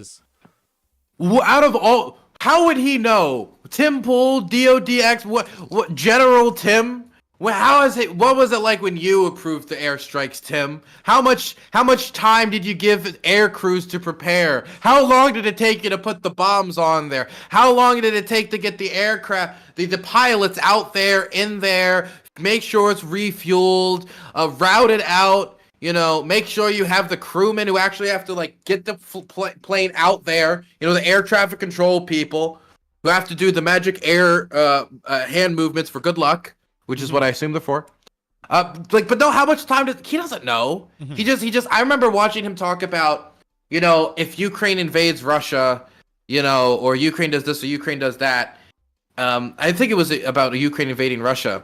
He talked about, now that Ukraine's invaded Kursk and Ukraine's in these long-range strikes, Russia is going to invade Estonia. And then when they invade Estonia, they're going to go this way. And he's acting like a little general or something. And it's just, he has the same illness, the same sickness, disease that Elon Musk has, which is unbelievable amount of confidence in a thing they just learned about. Mm-hmm. Like when Elon talks about how, don't worry, jets don't matter anymore because drones will replace them.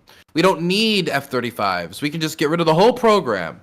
And also, it's even if that were true, all of this, the administrations and all of these people involved, all of their reactions to it completely contradicts the idea that they wanted him to leak this, where they're baiting him or something, because why was Tulsi so scared? Yes, they wouldn't have been baiting him to keep putting this to keep releasing this stuff if they want, that's the thing where it's sort of a catch-22 if they Man, if Tim keeps this up, I'm gonna have to stop donating. That considering the meetings I've been in and how slow everything is, bro, I can't install chicken wire in an hour. I can't install chicken wire in 1 hour. If I want chicken wire put up, I got to make 3 phone calls and then complain why it's not getting done. And you think the government is just let's have a debate real quick over whether or not I'm going to press the button and fire the missiles from our destroyers off the coast of Yemen? I think those are two wildly different things. I think a municipal bureaucracy is a lot different than a fucking Air Force or Navy. A global Air Force designed specifically with the intention that we could strike anywhere at any time all around the world. In the shortest amount of time, that's how our military has been designed. Physically possible. And it's he's they greenlit it 2 hours in advance. It's no. That's when they took. It almost they feels said green like he's light, just and then amazed. the planes took off, And it's like, we're assuming that it took them 2 hours to get there, and that's a long time. Depending on how far they flew from, we'd be like, holy shit, they got there fast. We don't know how far those planes were flying from. It just sounds like he's more amazed at the wonder of human creation. I don't know. Like, yeah, I mean, we have the technology to do this. We have the power to do this. Also, how do we know it was 2 hours? Did it say 2 hours in the article, or is it 2 hours from when he saw in the list? No, right? Well, yeah. Well, I'm assuming because it said like there was that 11:45 weather is good, F-18s take off. Yeah. And then it was 12:40 or 1:45 was when the first strike happened. So that's like an hour and 45 minutes. So I was guessing that's what he meant, but I have no idea. My point is, they could have prepared before that message was posted. Those aircraft and those airmen, they can be prepared in advance in the possibility of something like that being decided or something going. And they also will keep certain people like ready in an area in case something quickly has to be done. It's not like, I'm not saying that, they're in gear, they're ready to jump in the plane in 5 seconds, but they'll have them in an area where if they need to, they can quickly get in a jet and, carry out a mission. Point is, like, yes, we've developed an armed force that's specifically supposed to do this, and he's amazed by what the United States military was designed to do. And in any other situation, if you like he almost has to start denigrating the U.S. military, like comparing them to like a fucking DMV or like a bylaw office to make this argument that they couldn't have been able to do this. It was the easier No, it can't be the easy explanation of, oops, I added that guy.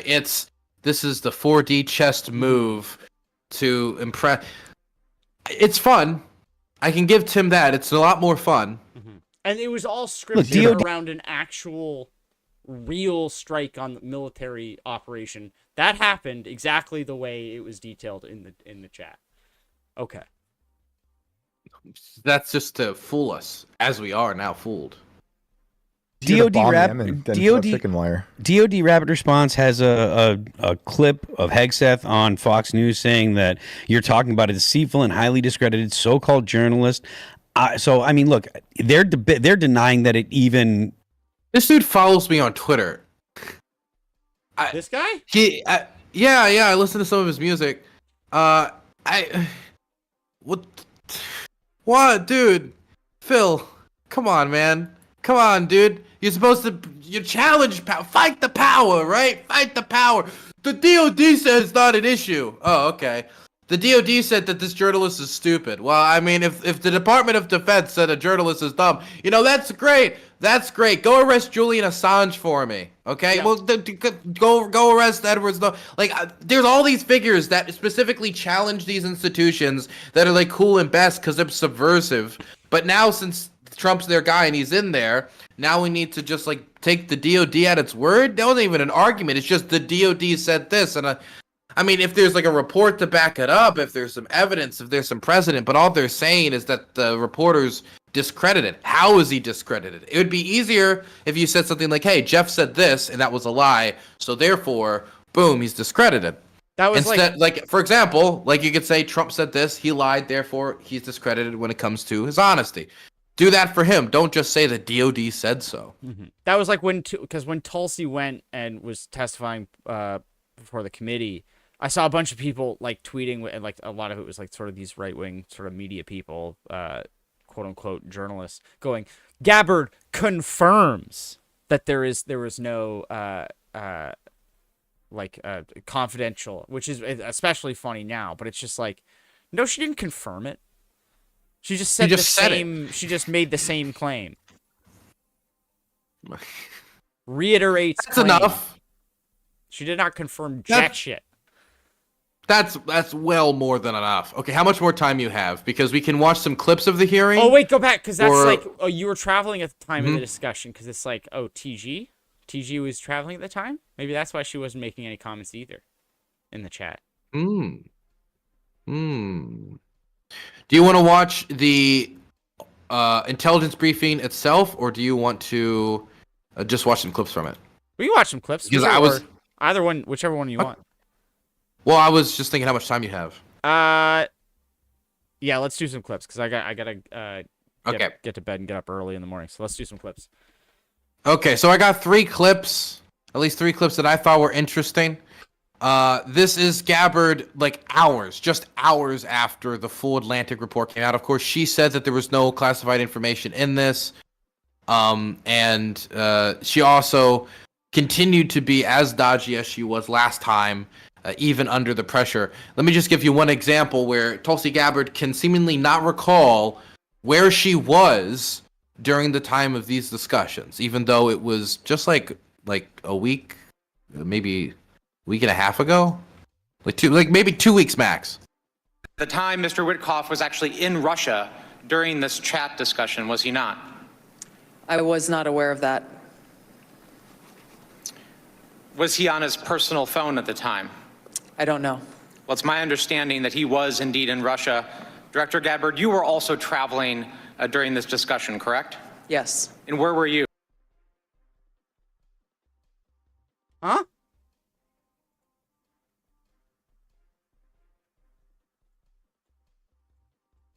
The schedule. Oh, that was weird.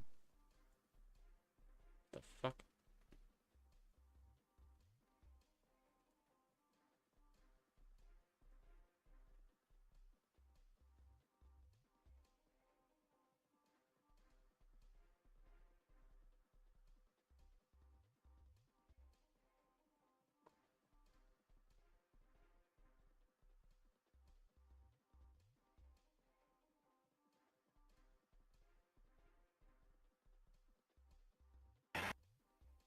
Okay, I'm back. He was just too Canadian.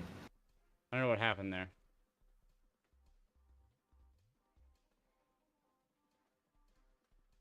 Are you kidding? This is weird. Can you hear me? Yeah, I can hear you. Fantastic. Welcome back. Yes, there we go. How was the afterlife? Good. I don't know what the hell happened there, but we're good now. Okay, let me start streaming it again. Can you see it? Yep. Okay. So here's Gabbard responding to her recollection or lack thereof of details that were posted there. Her response to her, let's just say, inconsistent responses as to what was in those messages actually. Mm-hmm. Also, I immediately found where she was. Where was she? She was in Honolulu on the 12th. She was in where? Honolulu. My first stop on my trip to the Indo-Pacific was in Honolulu, where I visited NSA Hawaii, where we talked about the importance of accurate, timely intelligence in upholding America's Fourth Amendment rights. Whoa, Gwent Ranzer, thank you so much for the $100. Thank you very much, buddy. I appreciate that. Stay safe when you go back to Ukraine. I will not, and I will use all of this for narcotics. Thank you very much. No, I won't. Or will I? I don't know. Probably camera gear, actually. Where were we? Oh yes, the honorable Cash Patel. That's where we were. He needs different glasses. Who told him those glasses were a good idea? Why? I don't know why, but the big frames makes him look more bug-eyed. And also because the edges, like where the arms meet, they're sort of like turned up too, which is not helping.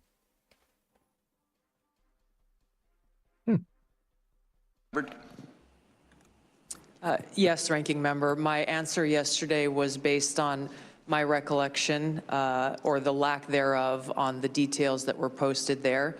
I was not, and what was shared today reflects the fact that I was not directly involved with that part of the Signal chat, and replied at the end reflecting the effects, the very brief effects that the National Security Advisor had shared. So now she's confirming she is in the Signal chat.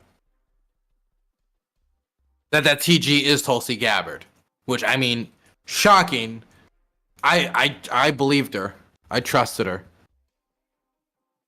So she is in the Signal chat, but she's saying that she was added at the end after everything important was said, and so that's why she doesn't have a recollection. And then couldn't she have just checked her phone? Couldn't, like, when this all happened, right? wouldn't the first thing you do be like, oh yeah, I was in the group chat from the scandal. Oh yeah, wouldn't that be your first? Well, maybe it's because she was reaction in New to that? Delhi. She was just so distracted by, all of the comings and goings that she forgot the intelligence as the top intelligence official in the country. Mm-hmm. Yeah, well, she was at Pearl Harbor on the 14th, and then she posts from New Delhi on the 17th. Well, Pearl Harbor is a moving experience, so you can't blame her too much. Mm-hmm. Testimony that less than 2 weeks ago, you were on a Signal chat that had all of this information about F-18s and MQ-9 Reapers and targets on strike, and you in that 2-week period simply forgot that that was there. That's your testimony? My testimony is I did not recall the exact details of what was included there. That was not your... She did also say that there was no classified data and that she wasn't there. I remember that as well, that she said she wasn't there, which is why she couldn't recall. But she was it was weird because she would dodge then answer, but I guess this is why she was dodging. Maybe she shouldn't have answered. It'd been better if she just dodged the whole time, because dodging, then answering, and giving bad answers, you got the worst of both worlds. Yeah, you gotta, if you're gonna dodge, you can't stop dodging. You can't give up. Yeah. Then you look like a loser and a coward. Exactly. That was not your testimony. Your testimony was that you were not aware of anything related to weapons packages, targets, and timing. As the testimony yesterday continued on, there were further questions related to that, where I acknowledged that there was conversation about weapons, and I don't remember the exact wording that I used, but I did not recall the specific details that were included. No classified data. No classified data. So, this is a rough start for being the top intelligence official in the country. I gotta say, a rough start. Honestly, I don't know if this is gonna have much rub on Trump. I mean, I think it might have some negative rub on Trump, like maybe of the approval rating, but I think this has largely been concentrated in his cabinet. I mean, I understand that this cabinet is a representation of him, and the longer he keeps people on who are doing a bad job, the more it'll rub off on him. But, it takes time for it to dilute from one person to another. Like if, you hug somebody who's warm, it takes time for the body heat to transfer. Do you think Trump would actually ever cut the rope on any of these people? I think he would, but I don't think it's anywhere near that circumstance yet. No, because this is it's not even something, I don't even know if it really does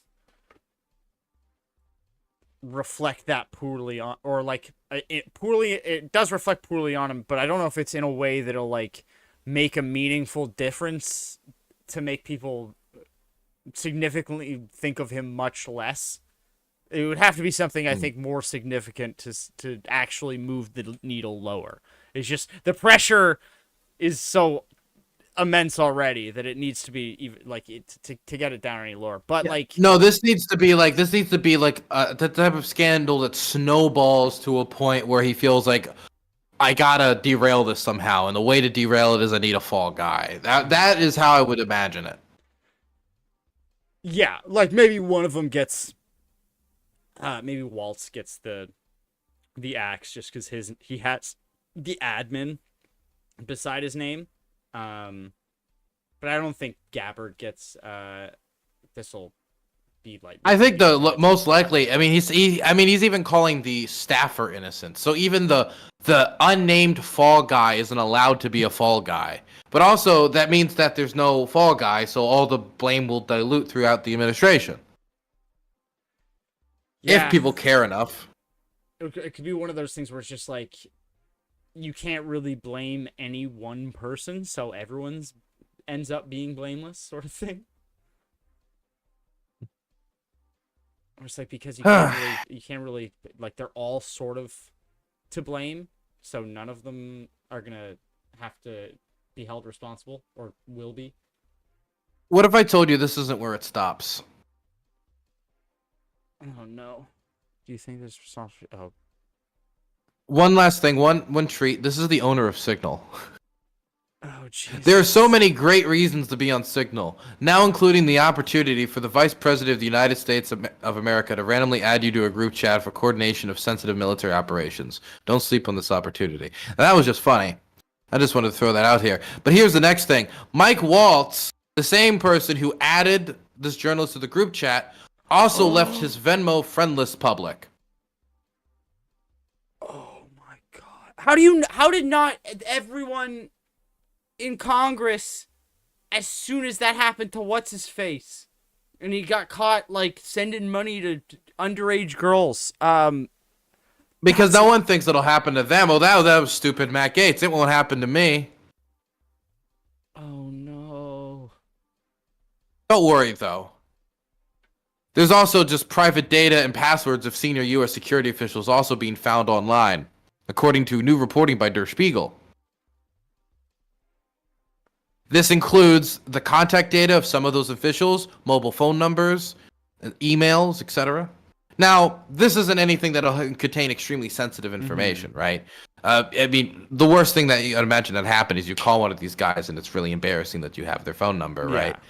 But it does make me question exactly how clean these people's internet profile is, and how, if they're adding these people accidentally to these group chats, how they're going to navigate for the next 4 years with secured devices. Well, because it's like, if their staffers are going to be able to keep them in line. Well, here's the thing. Are they like signing up to like even just like Truth Social or Rumble, and just like creating accounts in their own name with their like actual address and like phone number in it, or like, because these things get like, you can like, I'll get like, I have my Google alerts set up, so it's like anytime like a like there's like a I forget one of those, like they'll just sort of scrape passwords and there'll be a big data leak or whatever, and then you have to go in and like change the password on a bunch of things because it was the same password on that thing that got leaked.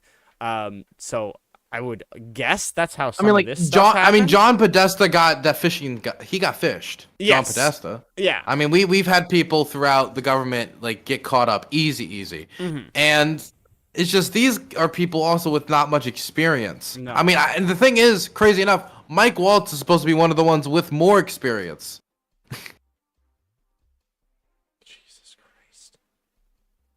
And he did like. So, can I just ask you, as a member of a Five Eyes nation that's supposed to share intelligence with the United States, do you think that feels very secure right now? How do you think the Canadian government's thinking about this? I mean, you have any idea? Already like looking kind of sideways about that. Oh, Canada's ex-spy chief says White House response to Signal leak threatens Five Eyes security. There it is, right there. I mean, and you guys were already talking about kicking us out of Five Eyes, and at this point, we might be like, I mean, not sharing our intelligence with you might be a good idea at this point. I mean, I don't know how much we could actually contribute, but it's like some useful stuff in the north, I would assume. Yeah, I just my fear isn't even that any like Canada or Australia is like leave, the UK is gonna leave Five Eyes. That's not my direct concern really. My more immediate concern is that we're going to destroy our reputation when it comes to our handling of intelligence, whether it be through the Jack Textera leak, whether it be through obviously this leak, and it's gonna make other nations more hesitant to share intelligence with us, which could mean that if there's a certain threat that could be of significance that we might be able to use to help us defend ourselves, say from a terrorist or some other thing, well, God damn it, maybe we're not going to get that information now. And that's something that spirals where, well, then they're not giving information, then maybe we're not giving information secretly. Or even if it's not, maybe if it's not, it might not even just be sharing information, but would you want to coordinate on a some sort of strike against the Houthis with the Americans? I mean, like if I was any sort of military commander, I think I could spam enough fire emojis and flex emojis to hang with these guys for the few hours it would take. Well, I mean, it's not even that. It's just more like if you're telling, if like, say I'm like a fucking Air Force general or whatever, and I'm like, okay, my planes are going to be leaving from the base here and they'll get to the target at this point. I don't know if I want to share that with the Americans right now, because who knows what fucking private group chats that's getting shared in. Is it getting sent to like some e-girl over Instagram to like impress her? Like what is this? Where is, you don't know where it's being shared with now, because that's sort of, I think, the thing where it's sort of, I think it's not a zero-sum game, but it very much is a zero-sum game where it's like, you're either trusted with intelligence or you're not. And once that sort of seed of doubt gets in there, I feel like that's probably going to get, it would get, but I'm also talking out of my ass. I don't know what I don't know if that's for sure, but like, that's just like, if it's happened once, are we sure this is not just the first group chat coordinating an international military strike that has happened, or it's just the first one we found that a journalist has been added to accidentally? Because that's the thing. If you want to make none of these people, because people kept bringing up, like, I can't believe none of these people brought up how that they shouldn't, that this chat shouldn't be happening, or that they shouldn't be there, and none of them seemed to think it was weird. And it's like, yeah, because they probably got that all out of it the first time. Could you imagine being that guy? Could you imagine being that guy and you're in that room or trying to be that guy? Hey guys, we need to use a secured line. They called you gay, man. That'd be the response. No, They'd be like, shut up. I think so. That's the thing. Is like, that's what my point is. That probably happened. It just probably happened a couple of group chats ago, and they got it all out. The one person who brought it up got called the F slur, and probably the R slur as well, because they're so friggin' enamored with that now. And then now everyone knows that you just don't bring that up anymore. And my that's why favorite they White House don't bullying was the old stories of Trump bullying Pence for being scared of gay people, and he would bully him about it. I think they used to call him Mr. Shock or something. I forget exactly what it was. It was good old fashioned White House bullying. But I do think you have some truth there. If you want to make your Discord kitten happy, send her the location of multiple CIA black sites. Mm-hmm. Yeah, your War Thunder playing. Yeah, where did you think that War Thunder was getting all the good shit? Amen. It's a real issue. The War Thunder, it happens so much. I don't know how it keeps happening. It just keeps happening. They're just so heated. But you want to know, there's something beautiful about it, knowing that Chinese, American, Russia, all these gamers from all around the world, at the end of the day, are the same argumentative neats when they want to when they want to argue about specific projectile lengths and percentages, and it's beautiful. That's why I can never really get too mad at that shit, because it's like it's entirely benign in the sense that they're not doing it to try and harm their country. They just want their game to be better, more realistic, and or win an argument. And it's like, I can't respect the action. Primarily the latter. The intent. Yeah, primarily the latter. But the intent and the desire, I can completely understand. Oh, absolutely. The lengths you would go to prove yourself right.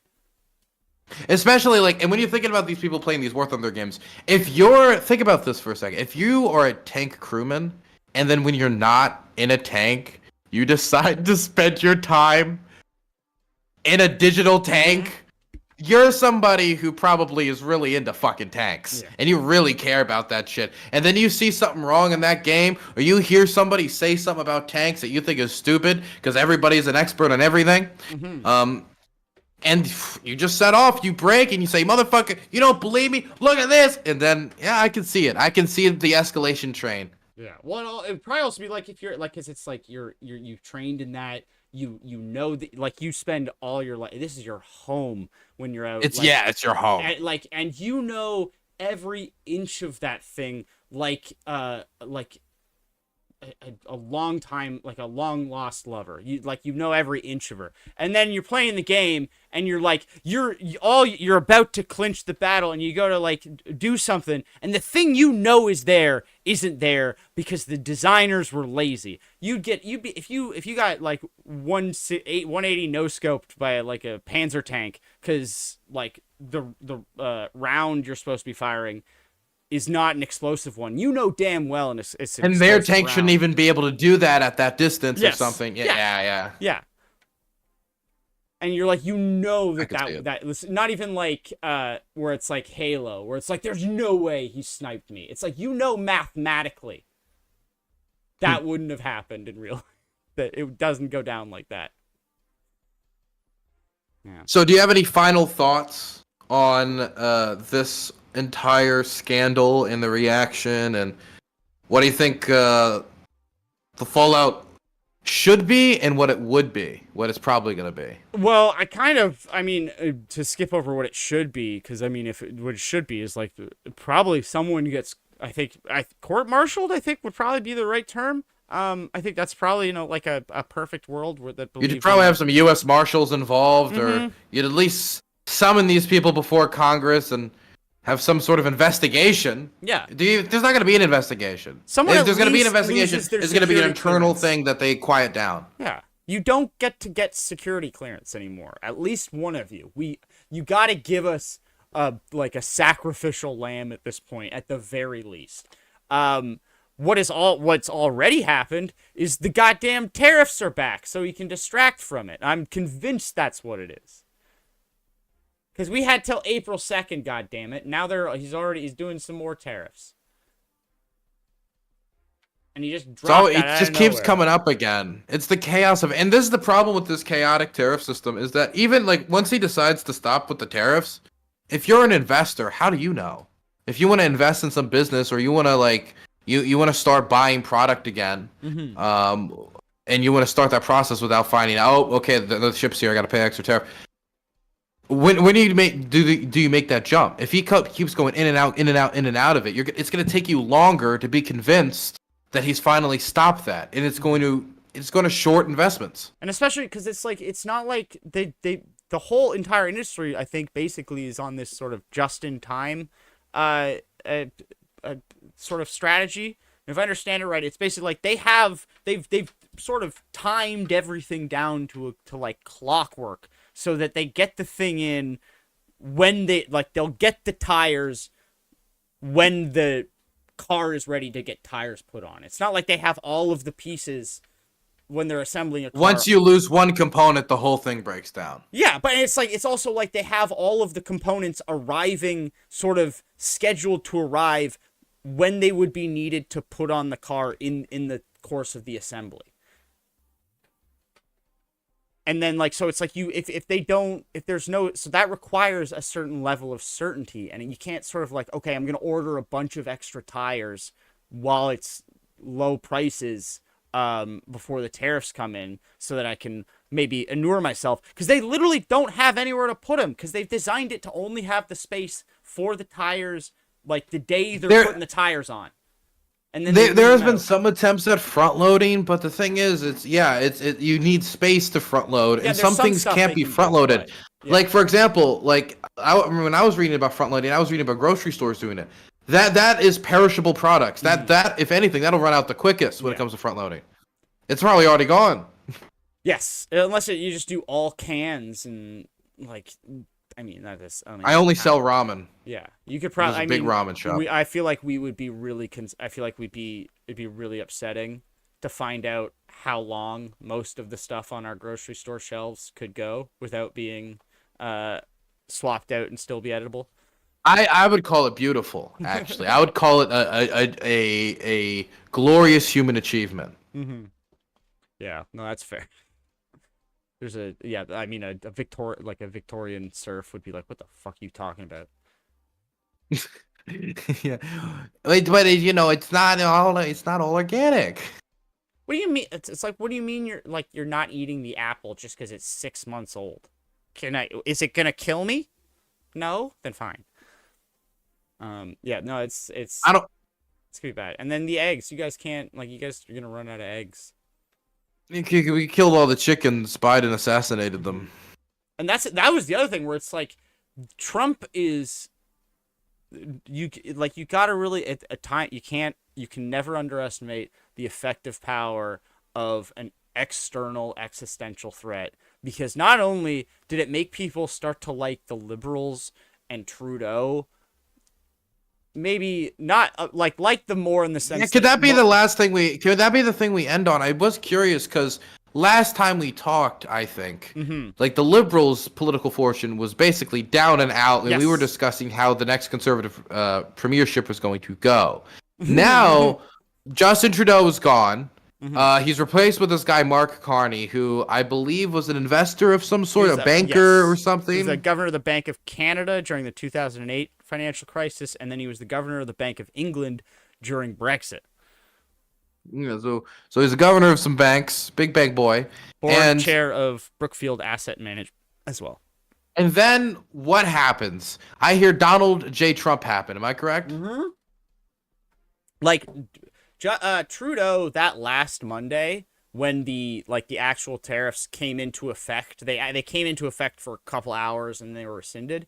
When Trudeau did that press conference and said, well, we're gonna do our own press conferences. He's calling Trump Donald, and all this shit. I think that was as close as I think a Canadian politician will ever get to making the Independence Day speech.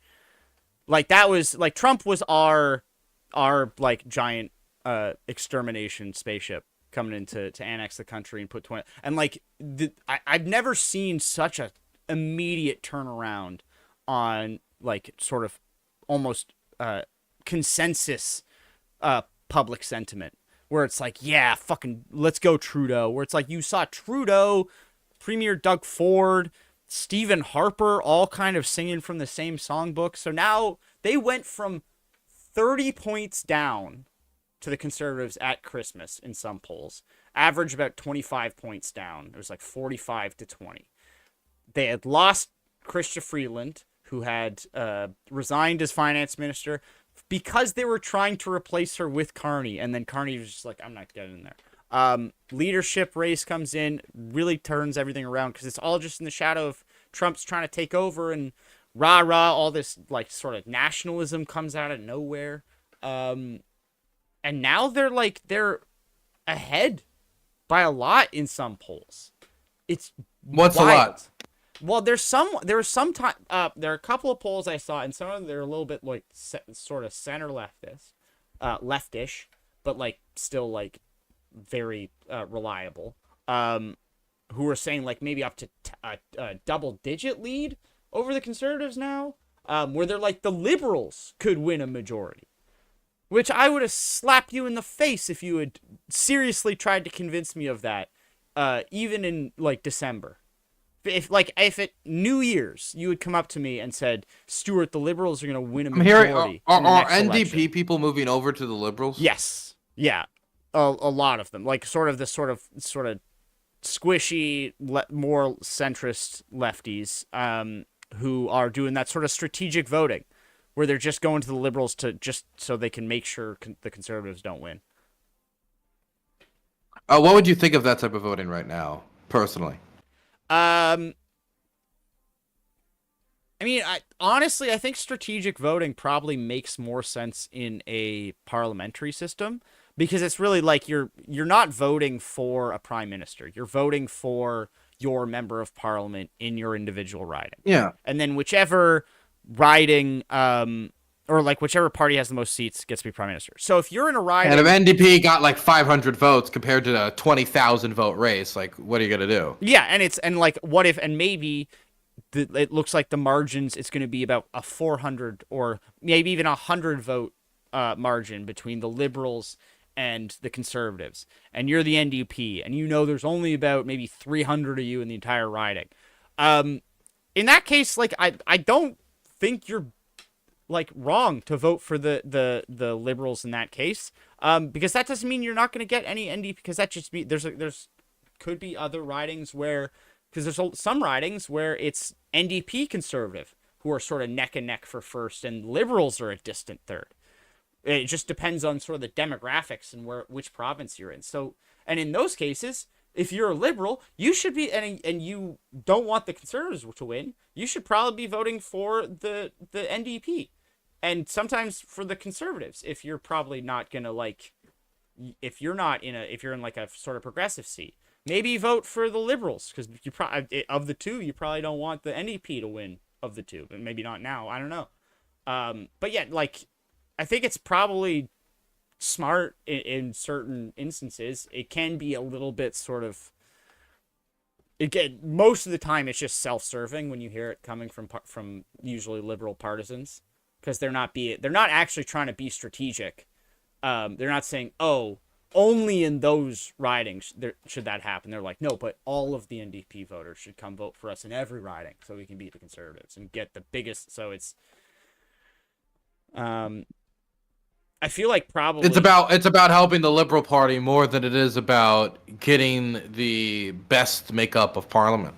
Well, I mean, no, I think when you're doing strategic voting, I think it's more about No, I'm talking about if you're just telling people to vote for Liberals across the board, even in the places where the NDP could be the Conservatives, then it's just about, you just want to help the Liberals. You don't really care about anything else. And also in some of those instances, if you're telling them to vote NDP to vote Liberal in some of those other ridings, you're hurting the Liberals too, because it's just like, you're like, why would you?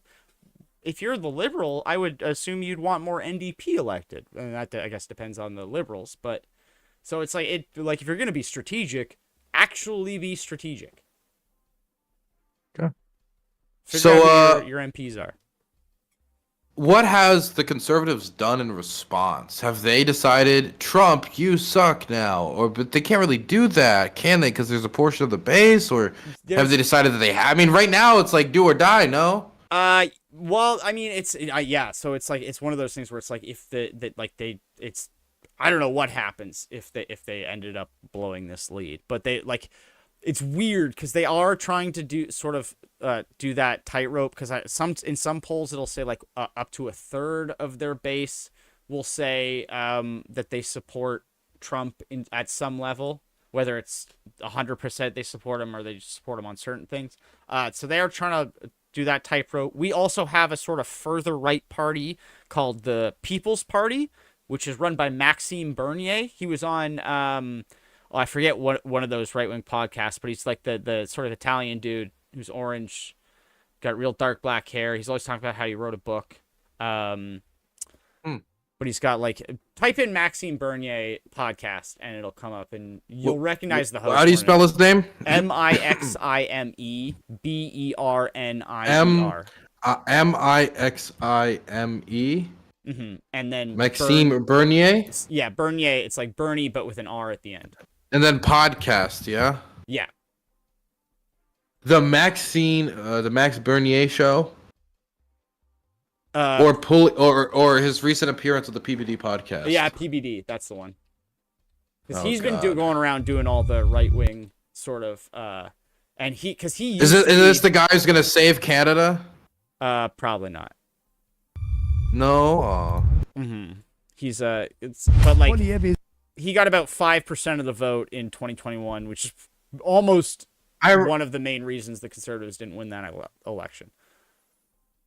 I remember he had the purple. Their team was like purple or whatever. They're purple. And I know that's the silliest way to put it, but that's the only thing I remember of them is that they're purple, and everything I read for them seemed racist, and that might be might be a little bit of a blanket statement because I don't know anything about them.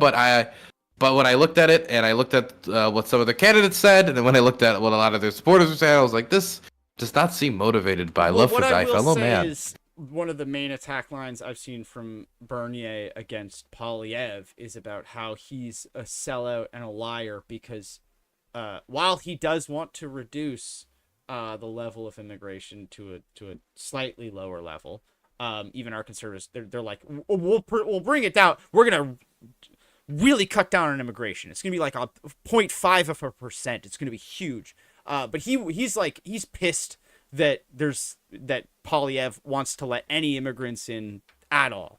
And and they sort of like they were formed like before the 2021 election, basically out of like counter reaction to vaccine and like lockdown mandates sort of thing. So yeah, they're like well far to the right of the conservatives. Yeah, let me see what this guy's about quick. Polyev is a liberal light. For Trump, dealing with Carney or dealing with Polyev is the same. Polyev is more against Trump, and he wants to go ahead and impose more tariffs. He tried to pander to that leftist electorate, but it is time to be serious. This country will be destroyed by mass immigration. Why is he? I'm sorry. The fucking and just like a guy looking at his phone. He's just like doom scrolling. Yeah. The most danger that man is to himself. Okay. By mass immigration. Look how scary these people look. Look how scary. Yeah, this is they're. It's so. Do you see those women smiling and hugging each other? Because what's good is if it was like anywhere else, they would have tried to find some sort of like B-roll news clip of them. Like random black guy who looks angry, like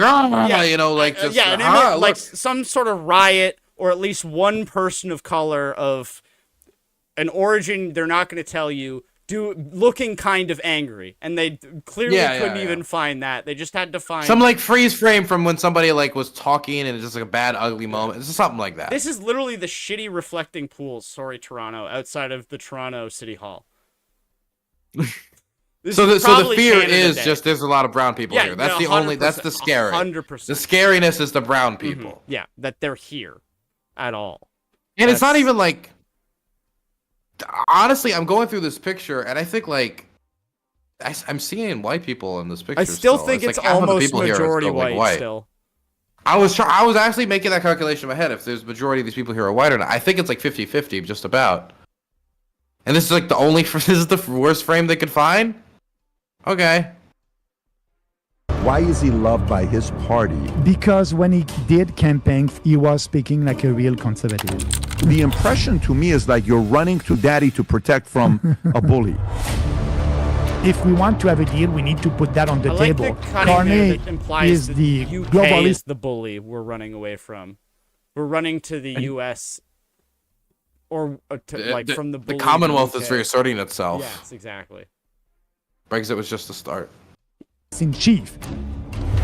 What does it mean to be a Canadian? Saying that we are putting Canada first, it's not a slogan for me, it's a reality. But for Polyev, it's an empty slogan. What does that even mean? What does it mean to be Canadian? Putting Canada first. That doesn't. And is that just like is that true about everybody? Like, what's it mean to be an American? Being American that doesn't mean anything. That doesn't give any description to your country. And it's okay. Yeah, and that's one of the things where it's like they've been sort of where the liberals have sort of gotten an edge on this, where they're a lot better at doing that sort of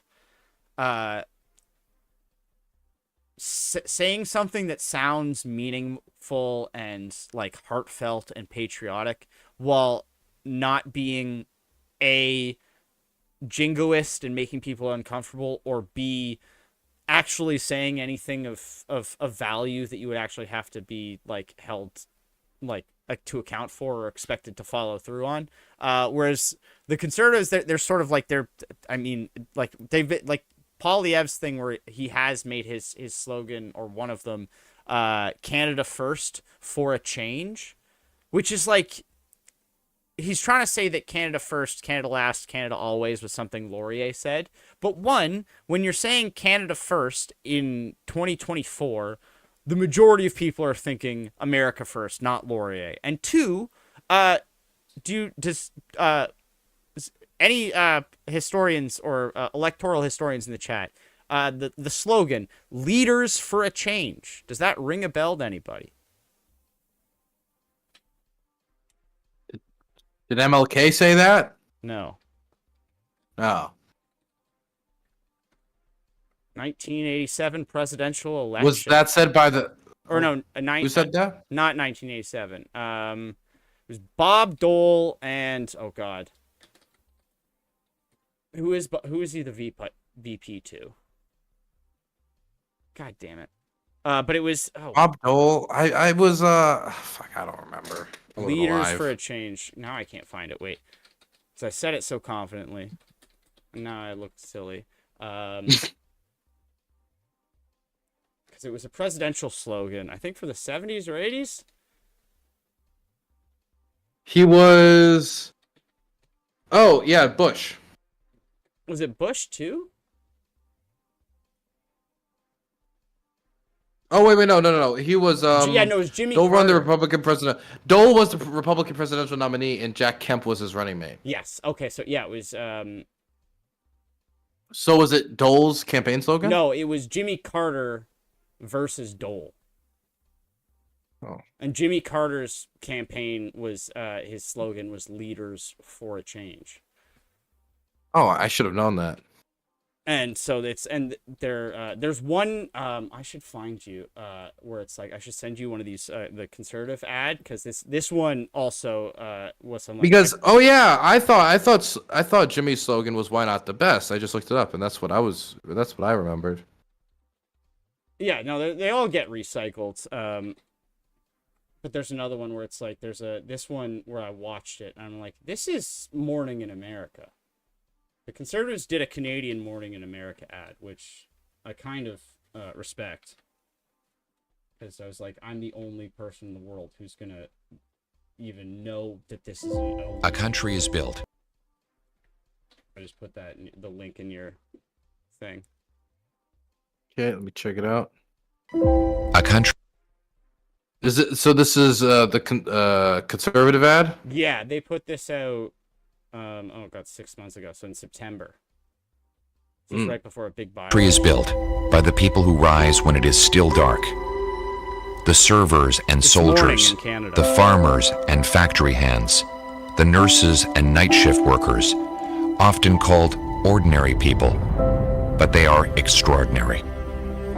They carry the government on their backs with little reward. You now pay more to bring home less. That is if you can afford a home at all. Many live in fear of crime and chaos, but there is a new dawn rising, where hard work is rewarded, where there's affordable food and a home in a safe neighborhood, where everyone gets a fair shot at a good life, where common sense is common, and where, after the night, no matter how long or dark, comes morning. Oh my gosh.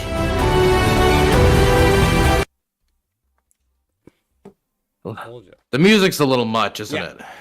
Well, they've done a couple of those. There's like one where they went after. I swear to God, if I sent you this clip, it's about 13 minutes, so you could probably watch it on your own. But if I told you that the Bernie Sanders campaign had made this ad, rather than the federal like center right party in Canada, you would probably believe me. Like they're going after Mark Carney because Brookfield, they created sort of like a health insurance company that was insuring coal miners, and the health insurance company was denying black lung sort of I think like treatments and like payments for it, and it's just like, this is nuts. And then like earlier in the day they attacked him as like a union buster, so it's gonna be very, very interesting. And yeah. So who are you voting for? I will probably mark my ballot. You're probably what? I'll probably mark my ballot unless it's a super like runaway, and then I'll just vote for the incumbent. Nobody's earned your vote? No, well, it's because it's like it's riding by riding, so it's like I'm not too, unless there's someone like that actual MP that we have as an incumbent is like doing a really bad job, and it's hard to kind of screw up that badly at a riding level as an MP. It's like, I'm just a journalist, so I'm not gonna I just do that so I like there's less chance of me getting invested one way or another. And also, like, every time there's an election, you get assigned a story about voter turnout. And it would feel weird writing a story about, like, why is the voter turnout so low this year? And knowing full well I didn't vote. So it's just, that's how I get my best of both worlds. Fair enough. Mm-hmm. Okay, man. It was really nice talking to you. Is there anything else you wanted to say or shout out before you went to bed and got some Z's? No, that's about it. Yeah, no, just check me out on my stream. I'll probably be streaming on Saturday. Do some catch up of the week if you want to get a quick just sort of you want to find out what happened in the first week of the Canadian federal election. Who's up, who's down. There's a couple of I'll send you a couple of links actually before I leave, because there were some very funny things that happened. Okay, I'll leave you with a joke from Polyev. Okay. A joke from Polyev. Yeah, because he told it's a very funny joke about income tax. Who doesn't love a funny joke about income tax? No, that's my favorite part of the elections is when they start doing this, like they start doing their stump stand up, because they're gonna be up there a while and they're gonna start to like get into the habit and feel themselves, so they start to get better at the jokes over a long enough period, which is very funny. But where is it?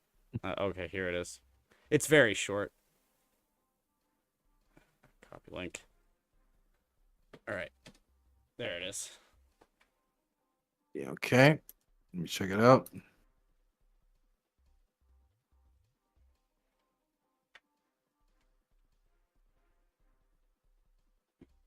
Oh boy.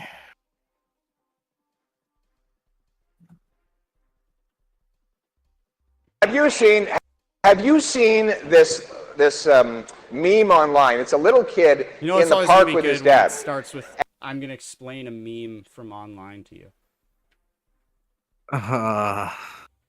Yeah, no. There's no way to do it. There's no way to do it. I've even tried to do it live on my show where you can even show it. Yeah. And unless, like, don't even explain it. Just show it. Mm-hmm. Just show it. And that's all you can do. If you can't show it, then don't do it. Or you just do it like Rorschach. You just go, "It's an old joke," and then you just start doing the joke. You just announce you're doing a joke. This is basically like, I did see this great ditty on the internet. Let me just introduce it before I tell it. How much time does he have? Have you seen this meme online? It's a little kid in the park with his dad. And the little munchkin is asking Dad, "What is an income tax for?" And the child is looking heartbroken as the dad explains to him that an income tax form. I'm sorry. I'm trying to picture a heartbroken child. Yeah, it's like has he just heard about income tax and he doesn't know what it is, but just the idea of income being taxed has made him so sad. Papa, is your income being taxed? I believe these statists are violating my NCAP values, Papa. Form is the opposite of a high school report card. He says, "The better you do, the more you get punished." Right? You know, it's the income tax is the fine you pay for the crime of working hard. Well, why not just say the joke? Yeah. If I told you he was a big fan of Milton Friedland, would you be surprised? No. No. Also, see that gentleman in the jersey, just sort of in the crowd? That what? I see it. Yeah, it says Common Sense on it, and if you let it play, you can sort of see there's a mountain range on there. If you had to guess what mountain range that is on the Federal Conservatives of Canada, their sort of Common Sense Canada jersey, what mountain range is on there? I couldn't guess. I don't know if you guys even have a mountain. Well, we do. Maybe you have even two. We have most of the Rockies. Ooh. But so what's that? You'd be wrong if you would guess the Rockies, because that's the Matterhorn, which is that's not hilariously is the same mountain that Trump used that was in like that AI video when Trump was like, "I'm gonna conquer Canada," and he's like overlooking the mountain range. Yeah, in Switzerland. It's very funny. So that's your that's your little tidbit for the day. Your little peek inside Canadian politics. Honestly, I'll trade Trump for him. I'll trade him. Yeah, no, huge. You'd be so much better off with Polyev. Like it's not even, not even. I'll trade. Yeah, in a heartbeat. Well, man, it was good talking to you. You have a good one, and hopefully talk to you again soon, man. I feel like Bye-bye. if you're like, we'll make Polyev president of the United States and let you have like half of Canada, people would probably consider that bet. They would consider it. Just to be like, what do you think? No, that'd be a sacrifice for you guys because you guys are about to have the Liberals win. So if the deal was we're one country, but Polyev is the monarch, that wouldn't be a good deal for you guys. No, that wouldn't. No one. I think we need to think of something else. I think we take it just to be like, but we don't have to worry about Trump anymore. We can deal with everything afterwards. We just get past this. I think I don't know if they take the bet. I think they'd consider it a lot more. All right, but that's I gotta go to bed. So I thank you for having me on. I appreciate it. It was nice talking to you, man. It was a real blast. Yeah, and for people to chat, Left Hand Stew on everything. So just search that in social media. You'll probably find me. Check him out. He's streaming this Saturday, and I'm not streaming Saturday, so that's something to do, guys. Goody. Alrighty, I'll see you later. Bye-bye. Bye-bye. Oh, Inception.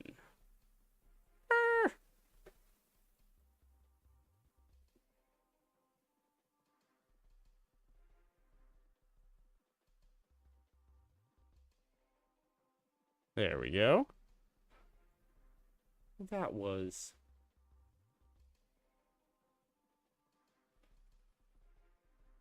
a decent fun chat. I was able to get caught up on all of the Atlantic stuff.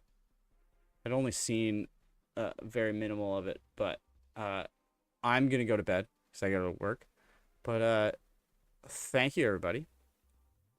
Also, hi RSJ, Parasocial King, Zeromus, Habibi Lenin, Space King, Zeromus.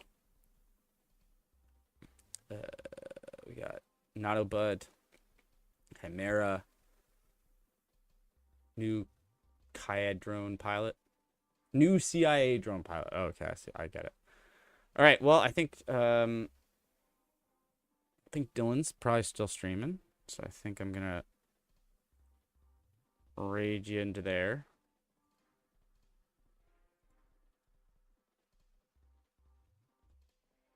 Whoa. Hey, Fargo. Yeah. No, I gotta go to bed. What's, I guess good or bad about now is that Twitch? there What are, is this?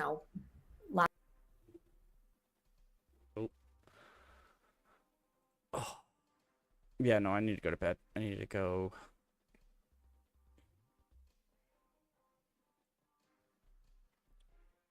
Get like a half decent night's sleep tonight. I got a decent one last night too. So I'm gonna see if I can do 2 in a row. That'd be a record.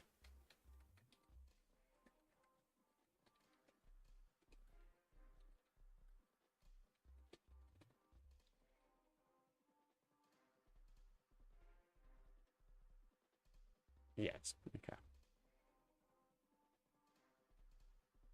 Huh? What's his username?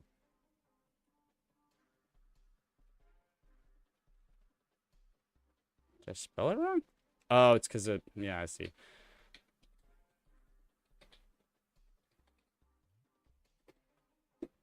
Don't actually have to have the @ anymore. Alrighty, everybody. Thanks for hanging out. I appreciate it. Just a little bit of an impromptu stream. But I had fun. So I hope you guys had fun too. Talk to you later. Bye-bye now.